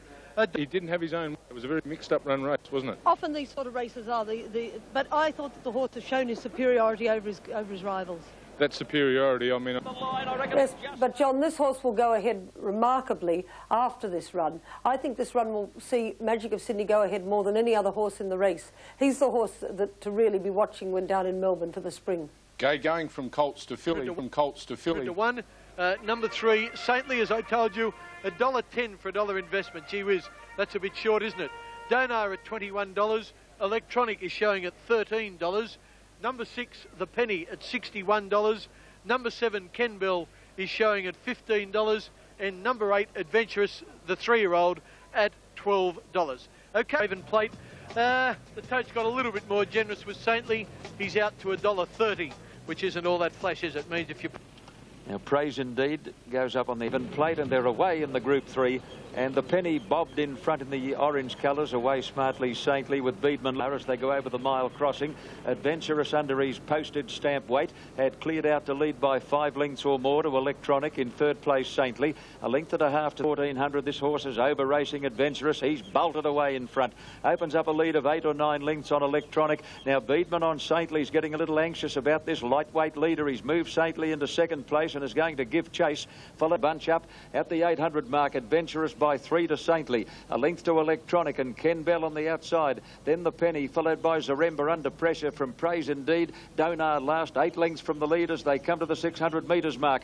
Adventurous, the 3-year-old, is first into the straight by a length and a half to Saintly. Electronic third, under pressure. Ken Bell on the outside, followed by the Penny. Heads a turn for home. Adventurous with 49 kilos in the saddle is the leader by about 2 lengths to Saintly. 4 away, Ken Bell. Beedman's got to get to work on the favourite, Saintly. Adventurous is running a heck of a race. He's a length in front now. The big chestnut is throwing down the gauntlet. Saintly on the outside is coming at Adventurous, who's feeling the pinch. Saintly has grabbed Adventurous close to home, and ladies and gentlemen, is he going to make it 1,000? Adventurous is kicking again, and Shane Dye's worried him out of it. You wouldn't believe it. Adventurous has come again to beat Saintly. Donar has run third, followed by Ken Bell, Electronic, Praise Indeed, and then the Penny, and tailed off is Zaremba. Well, Johnny Tapp just got a little bit anxious because Adventurous was never beaten in the big pull in the weights. And how in the hell this horse got beaten last Saturday in a 3-year-old race, well, it's amazing. But that's racing. Adventurous still in front for Shane Dye. Saintly was going to get him. He stretched to his limit. Beedman knew there was danger earlier. He made his challenge, but Adventurous wouldn't give in, and he's held off to beat Saintly with a distant third. I think you'll find. Confident when you straightened up. Did you feel you had a bit of petrol in the tank to stave off Saintly? I had a look, and Saintly was about 3 lengths away, and I went for him before the rise, which is unusual. But with 48.5 kilos, I tried to put the pressure on the other horse to make him carry his big weight, and it worked. Certainly did, Shane. This has been very much, mate. And if you think Shane hasn't got the flu, well, you only had to listen to him. He didn't sound... only that I know how good a jockey is. $1.60, Saintly paid $1.10, and Donar $1.70 in New South. Marianne. $2.80. Number 2, Dashing Eagle, is at $2.10, but last time I looked at the bookies boards, Assertive Flash was a slight favourite ahead of Dashing Eagle. Tambor, as we told you, was scratched. Jezebel is at $26. Number 5, Denendry, carrying Simon's money, is into about $8.50. Number 6, Sever. Off they go in the flight, and a little slow to move, Lafayette, and City Devil went straight back to the tail of the field. Asserting Eagle being allowed to stride up 3 wide, taking closer order. Then Lafayette, Dan Endry and Countess Carmen 2 lengths away, City Devil. Coming to the 600 metres mark in the flight stakes, it's Saverin the leader. Assertive last second, Show Dancing third and 3 wide. On the fence, Superb Lady. Jezebel between horses, Dashing Eagle 3 deep is tracking Show Dancing. Followed by Lafayette, Dan Endry, Countess Carmen, City Devil last as they flatten for the run to the judge. Over the rise, Saverin joined quickly by Assertive Lass. Show Dancing in third place, and Dashing Eagle has the last shot at them as they come to the 200. Here's the Eagle is flying. Dashing Eagle on the outside has stormed past Assertive Lass with 100 to go. Has Beedman got the 1,000 wins? Shane Dye, never say die, fighting back on Assertive Lass, and I think he's got him again. Assertive Lass has come again to beat Dashing Eagle, and once again Shane Dye is a thorn in Darren Beedman's side. Superb Lady has run third, followed by Denendry, Show Dancing, Countess Carmen, Jezebel. Then Lafayette, Saverin, and City Devil is last of all. Oh boy, if you're on Dashing Eagle, I reckon you had the money spent with 100 metres to go. Let's pick up the replay. She's certainly flight stakes by about a half head from Dashing Eagle. When they hit the post, you'll see it here. Oh boy, there's nothing in it, is there? But, oh, gee, when you see it there, she's nearly covered her. Hold on to your tickets. It's not over yet. Dashing Eagle is the outside. Assertive Flash now. Dashing Eagle down. Now comes the post. Assertive Flash, Dashing Eagle. Boy, oh boy, we'll ask the judge to separate that. There's absolute another of the game. What are your thoughts as you hit the line? Did you think you'd got beaten? Well, I thought I hit the front, but it was only sort of heads up, heads down right on the line. The other mare found plenty of Assertive Flash. You look like you're going to go straight past her. It's a dead heat, Harry. A dead heat. Dead heat. Okay, it's a dead heat in the flight stakes, and I'm sure when you saw that still frame of the two, you actually get half the ticket if you've backed either filly, and we'll get those... Dashing Eagle $1 and $1.20, and Superb Lady paid $4.60, the New South Wales... And Wolf Blass, and there was myself and our group with Assertive Lass, and we were there for about 25 minutes or 20 minutes waiting for the stewards to decide on the photo. She was beaten, as you can see. Dashing Eagle definitely headed Assertive Lass Gay. In fact, she might have gone close to a neck in front. You'd have been a bit worried at that point. Yes, I was, John, and she definitely did go a neck in front, but full credit to Assertive Lass. She came again like a bulldog, the little fighter she is, and she fought back to win the race, and literally it was divided between them, and it was a most appropriate or most fitting win for both fillies. That was probably an interesting thing, John, when they went Randwick's Big Mile, the Epsom on Saturday. She's thrilled with Persian Flyer's number 3 barrier, also with Iron Horse's work yesterday for the first time in blinkers. The jockey came in and just couldn't believe the transformation in the blinkers. I think you'll see Iron Horse run very smartly. But why? How could you go away from a mare like Flight to Fantasy? She'll put herself in a position. Epsom runner. All Our Mob's one of my very, very favourite horses. He's the most consistent, honest horse I have in the stables. It's the weight that's been beating All Our Mob. I think he's the best weighted horse in the Epsom. And see if they're altered at all. Philante, as I speak, is into 280. A short price for an Epsom, but gee, he's going to be hard to beat. He represents such class. All Our Mob is out of point to $9.50. Buzz Off is out of fraction to $10. Number 4, Catalan Opening, is solid at $7. Perucci is actually out to $28 now. Shame is at $9 or $9.10. Number 7, Sober Suit, is getting out towards 80 to 1. Number 8, Flight to Fantasy, $34. Iron Horse, I think he's second pick. He's a member of the Gay Waterhouse team. He's showing at $16 now. Auntie Mary, well, nice name. That's about all I can say. Getting out to 50 to 1. 80 to 1 deep. Get away from the top weight for Philante. I know he's drawn wide, but I think Brian York will sum the race up in the first 50 metres, so he'll go forward. I don't think it would matter if he had to lead, and he's my selection. My second pick, I like All Our Mob. He meets Philante a bit better at the weights. He looks very, very well, as do all the... If Philante's on song, as they say today, he might blitz them. Otherwise, probably any of about 10 or 12 might win, Harry. That's... Starters onto his stand. And they're ready to run. They're off in the cannon, Epsom. Good starts, and one of the first out, Magic Road. In fact, he bounded well clear of Philante. Catalan opening began well, so did Flight to Fantasy the first corner. Flight to Fantasy has crossed from the extreme outside to go to the front. She's 3 lengths clear of Sober Suit as they go around the first turn. Philante gets in to be 1 horse off the rail on the outside of Magic Road. All Our Mob on the outside of Catalan opening, 2 lengths away. Clear Rose on the outside of Peruzzi. Then Social Rule. Iron Horse has to travel 3 deep. A gap 2 Delinquent, followed by Deep Snip. Ray Lopez, Persian Flyers a mile back, followed by Shame and Auntie Mary, and Buzz Off back with the tail enders as they come to the 600 mark. Flight to Fantasy the leader, 2 lengths on Sober Suit. Philante on the outside. All Our Mob getting a nice run, followed by Catalan opening, Magic Road, then Clear Rose and Iron Horse off the track, followed by Peruzzi as they turn from Social Rule, and Shame is a mile back with Ray Lopez as they come over the rise. Flight to Fantasy about to be tackled by Philante, which has breezed up on the outside, and Philante exploded to the front at the 200 mark. Catalan opening and All Our Mob are running on well, followed by Iron Horse, but it's all Philante with 100 to go. All Our Mob is trying his heart out, but Philante, like the shooting star from which he gets his name, comes right away to win the Epsom brilliantly from All Our Mob, and Iron Horse has run third. Buzz Off a big run from Catalan opening, Peruzzi, Flight to Fantasy, and then Shame, Social Rule, Ray Lopez, Persian Flyer, Magic Road, Clear Rose, Auntie Mary, Deep Snip, and last of all Delinquent in the Cannon Epsom for 1996. For the Epsom, Philante was past fit to run, and what a run. But this super racehorse Philante is giving his Epsom rivals a bath. Philante 4 on All Our Mob, Iron Horse third, but Philante, super racehorse, second. Brian York. That was a top-class horse against good horses. He was far too good. He toyed with them. He's won by about 3 lengths, perhaps a touch more. And look at him go, Philante. Cox Plate, here I come, he announced as he streaked away from this field. The Cox Plate in 3 weeks will be his big mission now. I don't know if he'll run next week in the Caulfield Stakes. It might come a bit soon, but whatever he runs in Melbourne, Simon, he'll acquit himself well. He's certainly... Tell you what, this is one of the best horses in the country. There's no doubt about that. There wouldn't have been too many horses that would have got past him today. Mate, I suppose the Caulfield Cup to date has been your biggest win on Impacera. Today, the Epsom, this has certainly got to be a high point in your career. Oh, it is a high point, Harry, because... Look at them. I think...